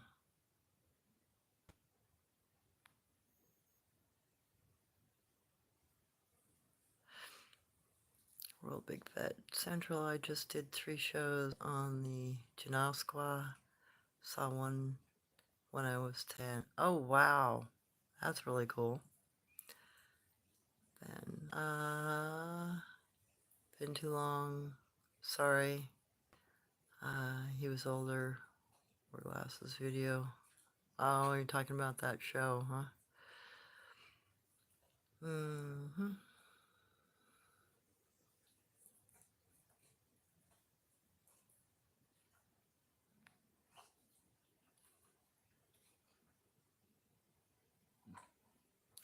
Okay, World Bigfoot Central. When the Janowsqua were still stonecoats, they invaded the Iroquois Confederation and tried to exterminate them. They also ate the ones they caught or killed.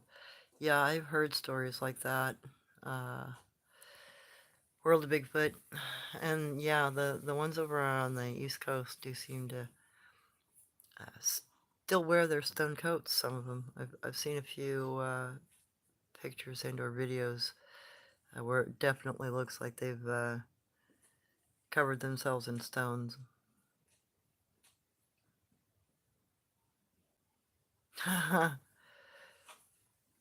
Okay.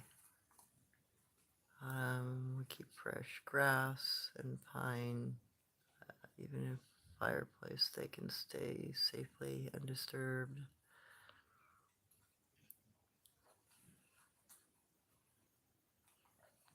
No worries, Phil. I can always be replayed. On a moon.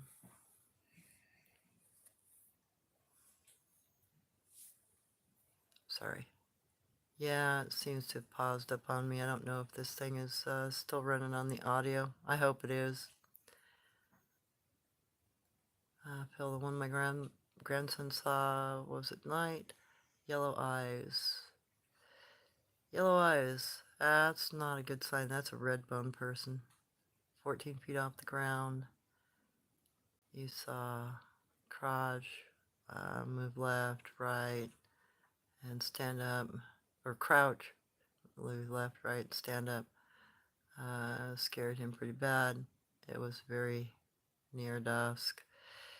Yeah, be careful of yellow and amber colored eyes. Tengu, they're part of the redbone people. They have yellow eyes shine at night, and they're snouted and sometimes have red skin. And then amber colored eyes are typically uh, Gugway. So be careful of those colors. You're probably dealing with a not so cool individual. Probably dealing with a red bone person. Okay, Autumn, they travel the cave system in New Mexico and mountains of Colorado that go up into the Rockies, come out here where the last mountains of the Rockies, Apache, Taos, Comanche. I can believe that. Definitely, land lay has a lot to do with how they move through an area.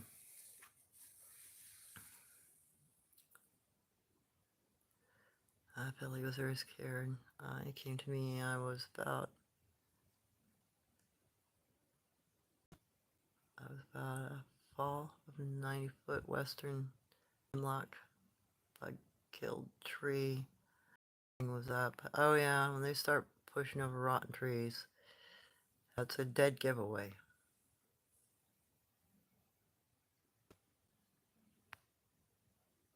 Oh, thank you, Ben, for letting me know that the audio is good. At least I can still answer questions. Sorry about the visuals seizing up.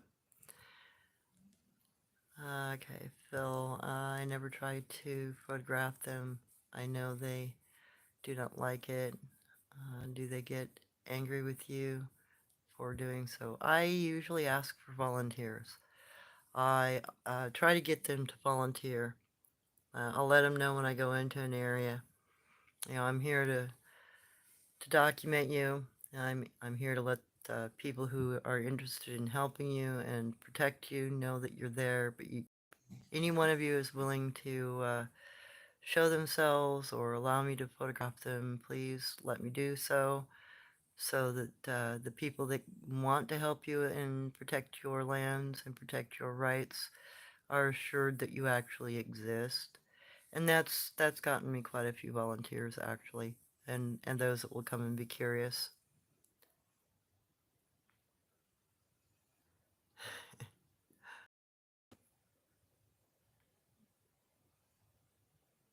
I was wondering, some of it, the cloud cover has been really kind of gnarly here today, so some of this delay issue might be because of all of the delay in signal. No fried bread here. Heard baked bread, hand ground corn, flour, grains. We have but never ate store-bought foods ever. Yeah, I used to be that way until I had to move out on my own, and then yeah, I ended up having to live more like a city person. Phil, I will try to interview my grandson on vid in the new year about his experience. I would like to be in the same spot, best help him. Just be really careful. You know, like I said, if you're dealing with something with yellow or amber eye shine, you might be dealing with something that is dangerous, so be careful. Especially if you're going out and about at night. I'm always more comfortable around the guys with red eyes because I know they're the Sabe Bigfoot, the ones that work from the heart, the ones that are more tribal and interactive, yes, more indigenous in behavior. So I'm never really worried about the guys with red eyes. Or the dogmen with the electric blue eyes. They seem to be pretty cool too. That was the cheeky dogman down there where I was in the yurt. But he's not. He was just messing with me.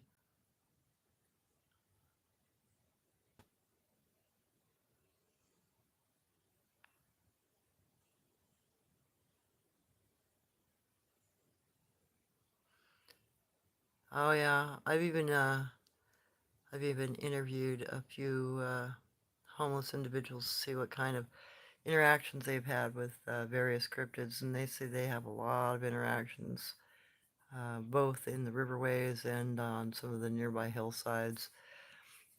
So yeah, that that's pretty prevalent here in the Northwest and along the West Coast. So I'd assume it's the same anywhere where you got woods.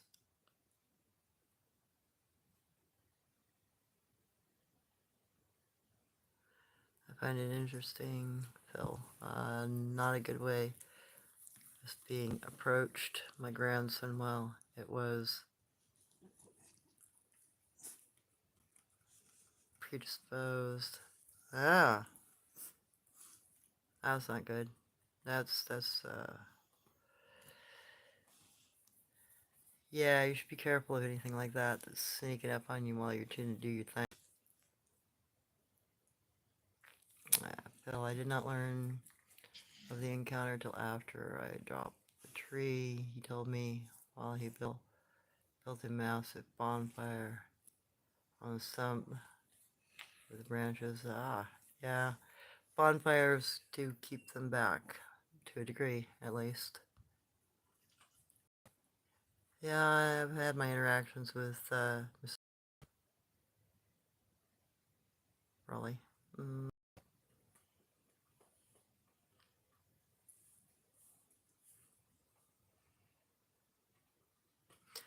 yeah, I can imagine that. Eyes would be pretty big too if I just ran across something like that at night. Now I'm sure your poor kid, depending on how young your grandson is, it might have been quite a scary perspective for him, Phil. Synthetic nature. I have a serious question. Do the Sabe people know what homosexuality is? Have you ever observed any? How do they interpret homosexuality in their culture? I don't think they even have that concept, to be honest. I've never seen anything to suggest that they do. They have a tendency, yeah, opposite gender quite frequently. I've never seen same-sex marriage. I've never seen anything that suggests that that's even part of their mindset.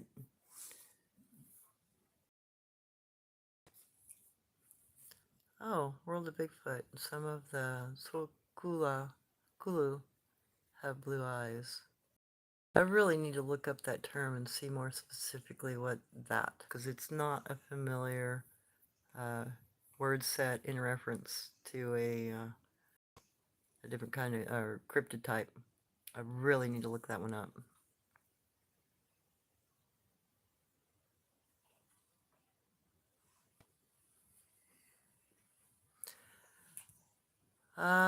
Phil, any advice if you see yellow eyes?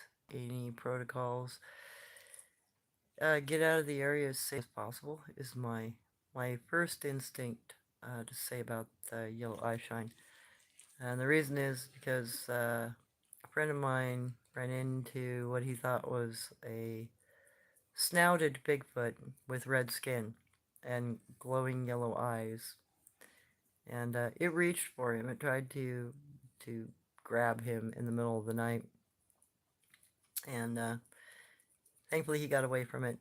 He didn't let it grab him. And he took off with his buddy downhill and they hopped in their vehicle and they left.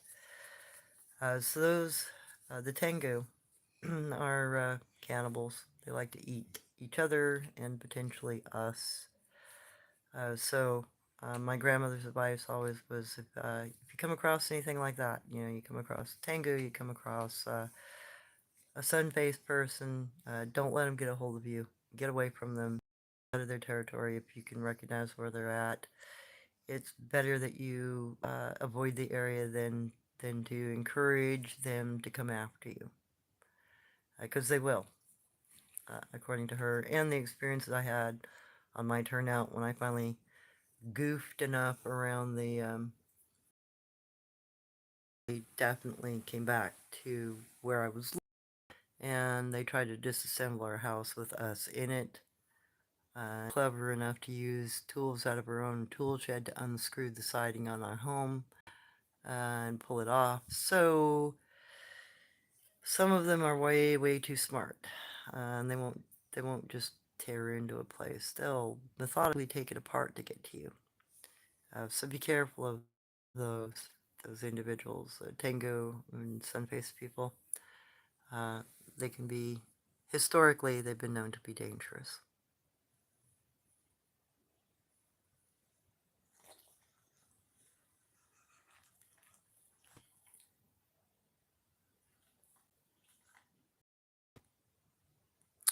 Yeah, yeah, God. I think I'm gonna finish up by answering the last little questions, Cosmic, and then I'm probably gonna boot out of here because it's been paused on my side for about 10 minutes now.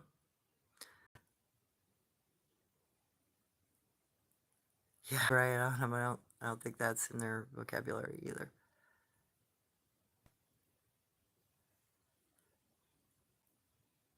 Oh, your problem, synthetic nature. I've always tried to answer as honestly as I can, because, well, the only way we could actually share any kind of knowledge is knowledge to be earnest. Yeah, sure. Yeah, we'll have a muddied understanding. Yeah, yeah, that's very true. In the animal kingdom, male and female is the normal bond. Well, and even in our kingdom, because we are animals, it's just we have a tendency to go against our nature sometimes, or to choose natures that are stress relief. Sometimes we don't experience as other animals in our world do, so it changes the way we interact with each other and the way we interact with our environment. So I observed Sabe. Hmm.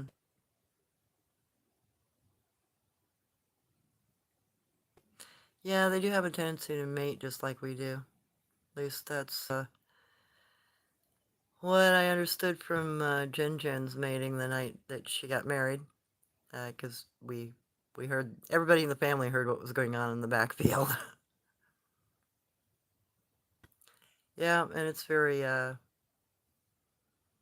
average sex life. It seems they seem to have a very what do you call it? Standard Christian sex life. Male dominant, female submissive, missionary style kind of stuff.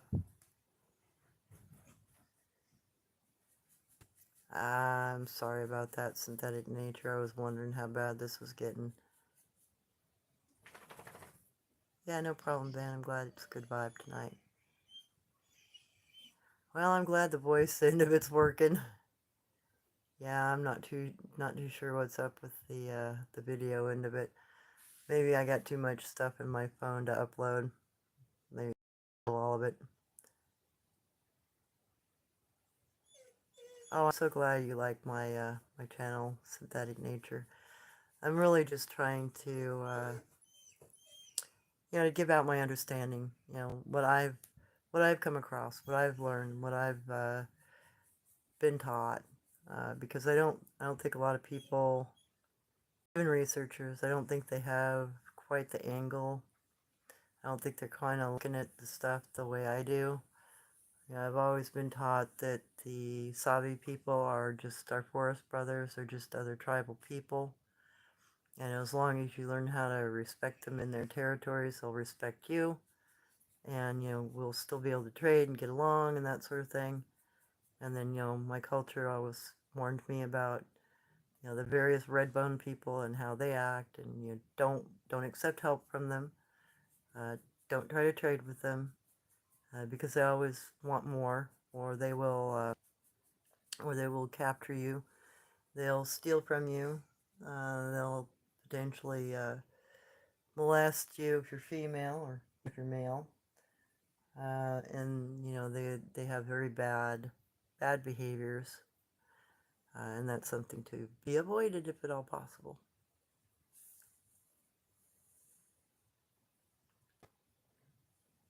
So we stuck around the fire for a few hours, but kept it roaring. I knew my grandson was safe with me at 12 gauge. Extreme. Yeah, I'd be really careful about shooting them for a couple of different reasons. One, it may not work. Straight up.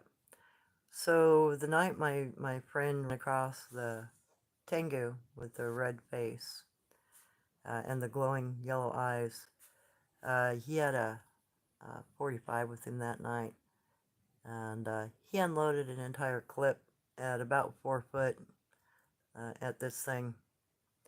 Weird thing is didn't mushroom any of the bullets. It's like it didn't even get hit, and the bullets didn't hit anything.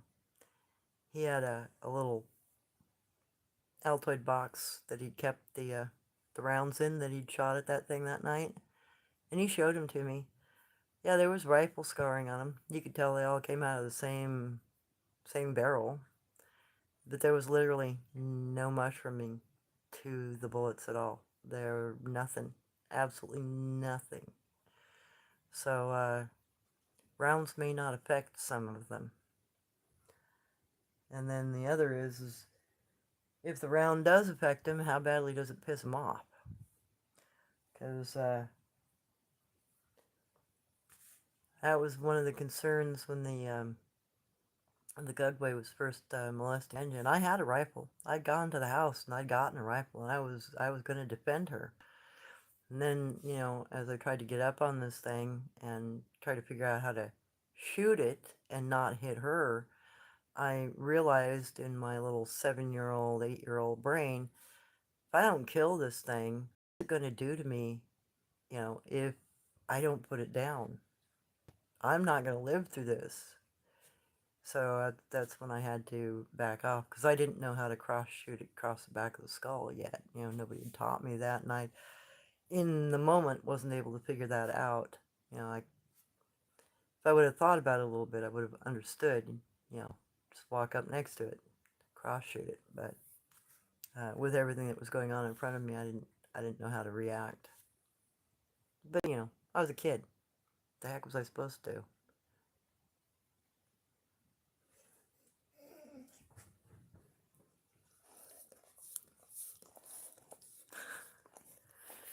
Oh my goodness, girl. In the grass lay in our field. Yes, they have intercourse just.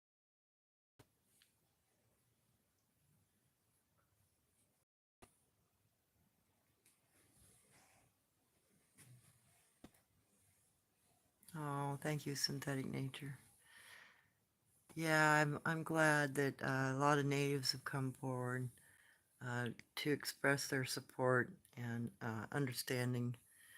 I know a lot of them aren't able to speak about the Sabe, and I understand why. So yeah, I'll step in front of that bullet for y'all, because you know there are plenty of us natives who would like to know more too. You know, there's been a lot lost, a lot's been preserved, but at the same time, there's quite a bit that's been lost. And that was my native grandmother's wish, was if I could carry the knowledge on to the next generation, I was to hand it back to people, so that it would be available. You know, we'd have some sort of reference point for what was known at that from her tribals. Yeah, I know, synthetic nature. When my friend first told me about the bullets not being mushroomed, I basically called bullshit on him, and pulls out this little box, Altoid bullet, you know, little Altoid box with all the bullets in it, and I'm like, okay. Uh, and he let me read through the lab results. You know, the rifling was all the same on the bullets, and that there was no other scarring on the bullets at all. That just blew my mind. I haven't heard of anything like that before. So, there's also the potential you may not be able to damage some of these things. So it wouldn't matter what you got with you. It's maybe not essentially relevant. And then there are those individuals that may not be practiced in any kind of defense like that. Because I'm pretty sure that that was a result of some sort of natural ability or some sort of a meditation form on the cryptid's part. That either had to have been a natural response or something they had learned to do. If that's the case, then wow, there's some of them you may not have a chance to do anything.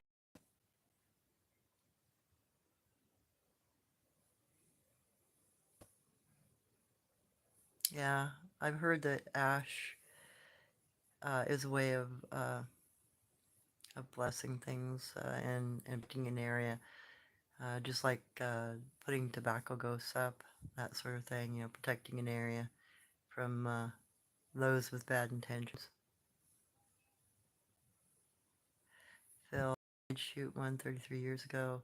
It vanished. I thought it was a black bear, center chest, head on. It was on all fours. Bears can't bear. Some of that I don't quite know what to make of. Um, I did have one do the whole Cheshire Cat thing with me up in Washington. It was a young Gwantch, and it was the babysitter to the little one that I traded some teeth. I wanted some of his baby teeth, and I traded a bunch of plushy toys, stuffed teddy bears that were brightly colored for his teeth. And that one's babysitter, his older brother. I sat down at the end of the bed system that I thought was maybe his bed. And he was off in the blackberry bushes, maybe 30 feet up the hillside from where I was sitting. And I was having my lunch, and he comes down through the edge of the bush line, and he sits at the end of the bed system, maybe 4 foot off the right or left side of me, to the west of me. And as I'm eating lunch, I could hear him chewing, and he was just sitting right behind where my ear was. So, I had to look back a little bit to even see him. And he'd be munching on his thing. I'd be eating my lunch. I'd look back. He'd be munching. I could still hear him, but I couldn't see him. And the next time I'd look back, I'd see him. So I'm like, hey, you're doing the Cheshire Cat thing. What's going on here? Either you're going to be here or you're not going to be here. And then I realized, because there was a pathway just below me, maybe 30 feet, and I was sitting uphill, he was only disappearing when people were on the pathway down below us. So he was letting me see him when no one was around, but he was intentionally disappearing when somebody was walking by and potentially going to look at us. So he already had his meditation forms down.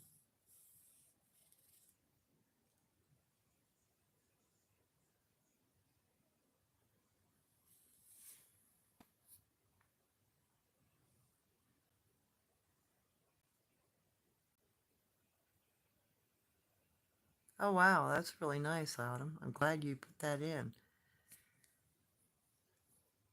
Uh, production teaches how the Senclin Shadow production teaches how to make that sacred ash to fight skinwalkers and cryptids.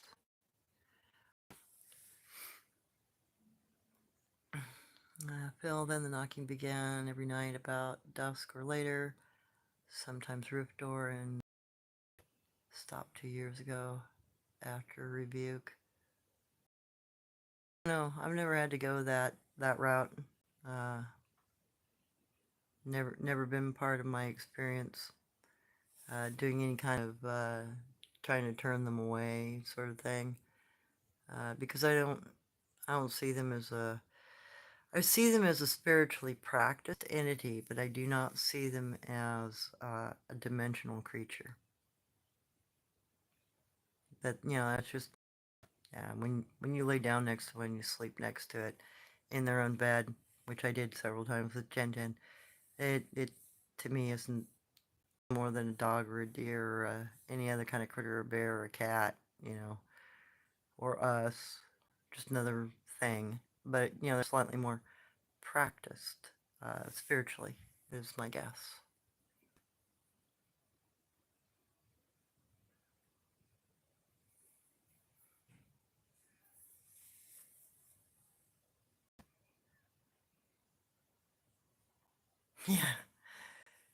Yeah, it's interesting, Phil. Never doubt odd outcomes with these beings. I find the weirder, the more likely.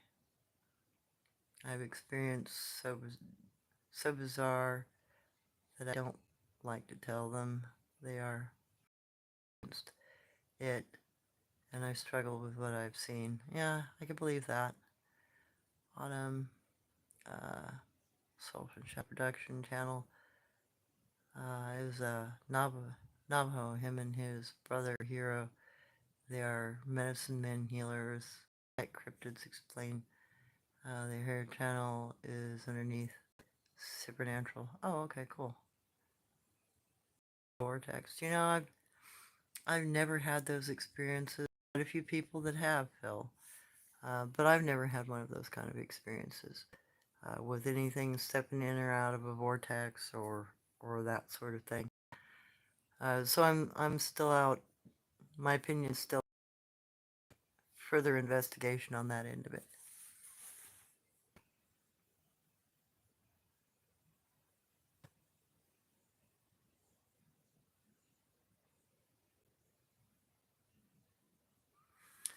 Oh wow, Phil, I saw Bear Man. He's over 12 foot tall now. He was a juvenile back then. 12 foot tall and standing on two legs. Wow, that's a big bear, man.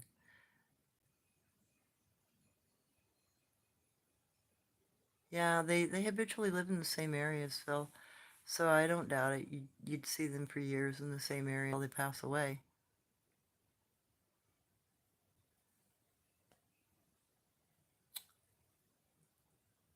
Thank you for posting that up, Sovereign.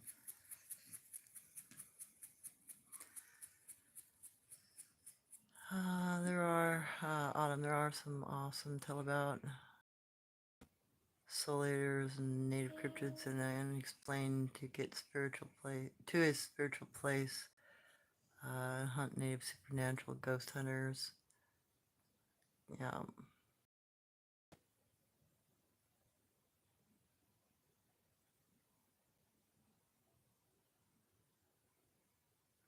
Oh, yeah, I could see that. You might think that he was messing with you, Phil. They will. They do. Okay, Cosmic. Final question, y'all. Is buffering really too bad? Weisel will be wrapping up soon. There's always the next live stream for longer, yeah, uninterrupted chats and questions. Yeah, we're almost at 3 hours anyway. I feel it was water. I saw the water like floating in the air, 3 feet in front of me, guitar shaped, pear shaped, 3 foot away, crackle and static electricity. Huh, that's interesting. Yeah, I've never seen anything like that. Raleigh, thanks for your sharing. Merry Christmas and Happy New Year. Yeah, you have a great holiday season too. Yeah, I think I will have to wrap this up because this is, yeah, that buffering's really bad on this tonight. And I thank you guys both, for being the wrenches and the tools here and keeping the channel polite. I really appreciate the fact that you're volunteering your time. Thank you. Oh yeah, it is coming up on New Year's, middle of the week. Hey, Roberta, thank you so much. I will have to go back and watch the beginning since they're it'll be up pretty quick once I hop off here. They upload pretty nicely. Oh, I'm glad you like the show. I just try to talk about, my experiences and things that I've come across. And I think better than production experiences. It's sort of like the reason why I did the documentary, not to be a productionist, but to actually just get the information out there, so that people have access to it. They can turn it into something else or not. They can utilize it or not, but at least some of that information is out there at that point. And and it brings in more questions. Maybe it will give us some talk points. Oh, I'm so glad you guys really like my channel. Like I said, I'm just trying to match my historic lore to potential evidence and try to bring some useful thought forward on their behaviors, the different cryptids' behaviors, and what we can basically find in every area. Some things they're going to be commonplace, like the snapsticks and the structures, those sorts of things. Those are going to be pretty much everywhere they are. And that's going to be pretty self-evident once people start looking, or once they understand how to look. That'll become very self-evident. Yeah, no problem, guys. I'm really glad to be able to share it. I'm glad my grandmother took time to teach it to me, and I'm glad my mom took time to put me out on a turnout in the middle of a bunch of cryptid people so I could get a better understanding. So, at least I have something to offer. Oh, thank you guys. Appreciate you all. And probably next Sunday again be my next show. I don't think I'm gonna do anything in the middle of this week. I've got a lot of stuff to do this week. Potentially switching buildings again. And I just got a replacement vehicle for my van, so I'm going to be getting that registered over to me and trying to get the van up for sale. So you might not get a whole lot from me in the next week or so until next Sunday. But Happy New Year to everyone. I appreciate all of you, and I'm so happy you come to these, and I'm so happy to enjoy my channel and the content. Thank you guys. You have a good night. And be strong. Be good to each other. Have a heart. Alright. Take care, everyone. Yeah, thank you guys. I really appreciate you guys. You're awesome. Later, laters.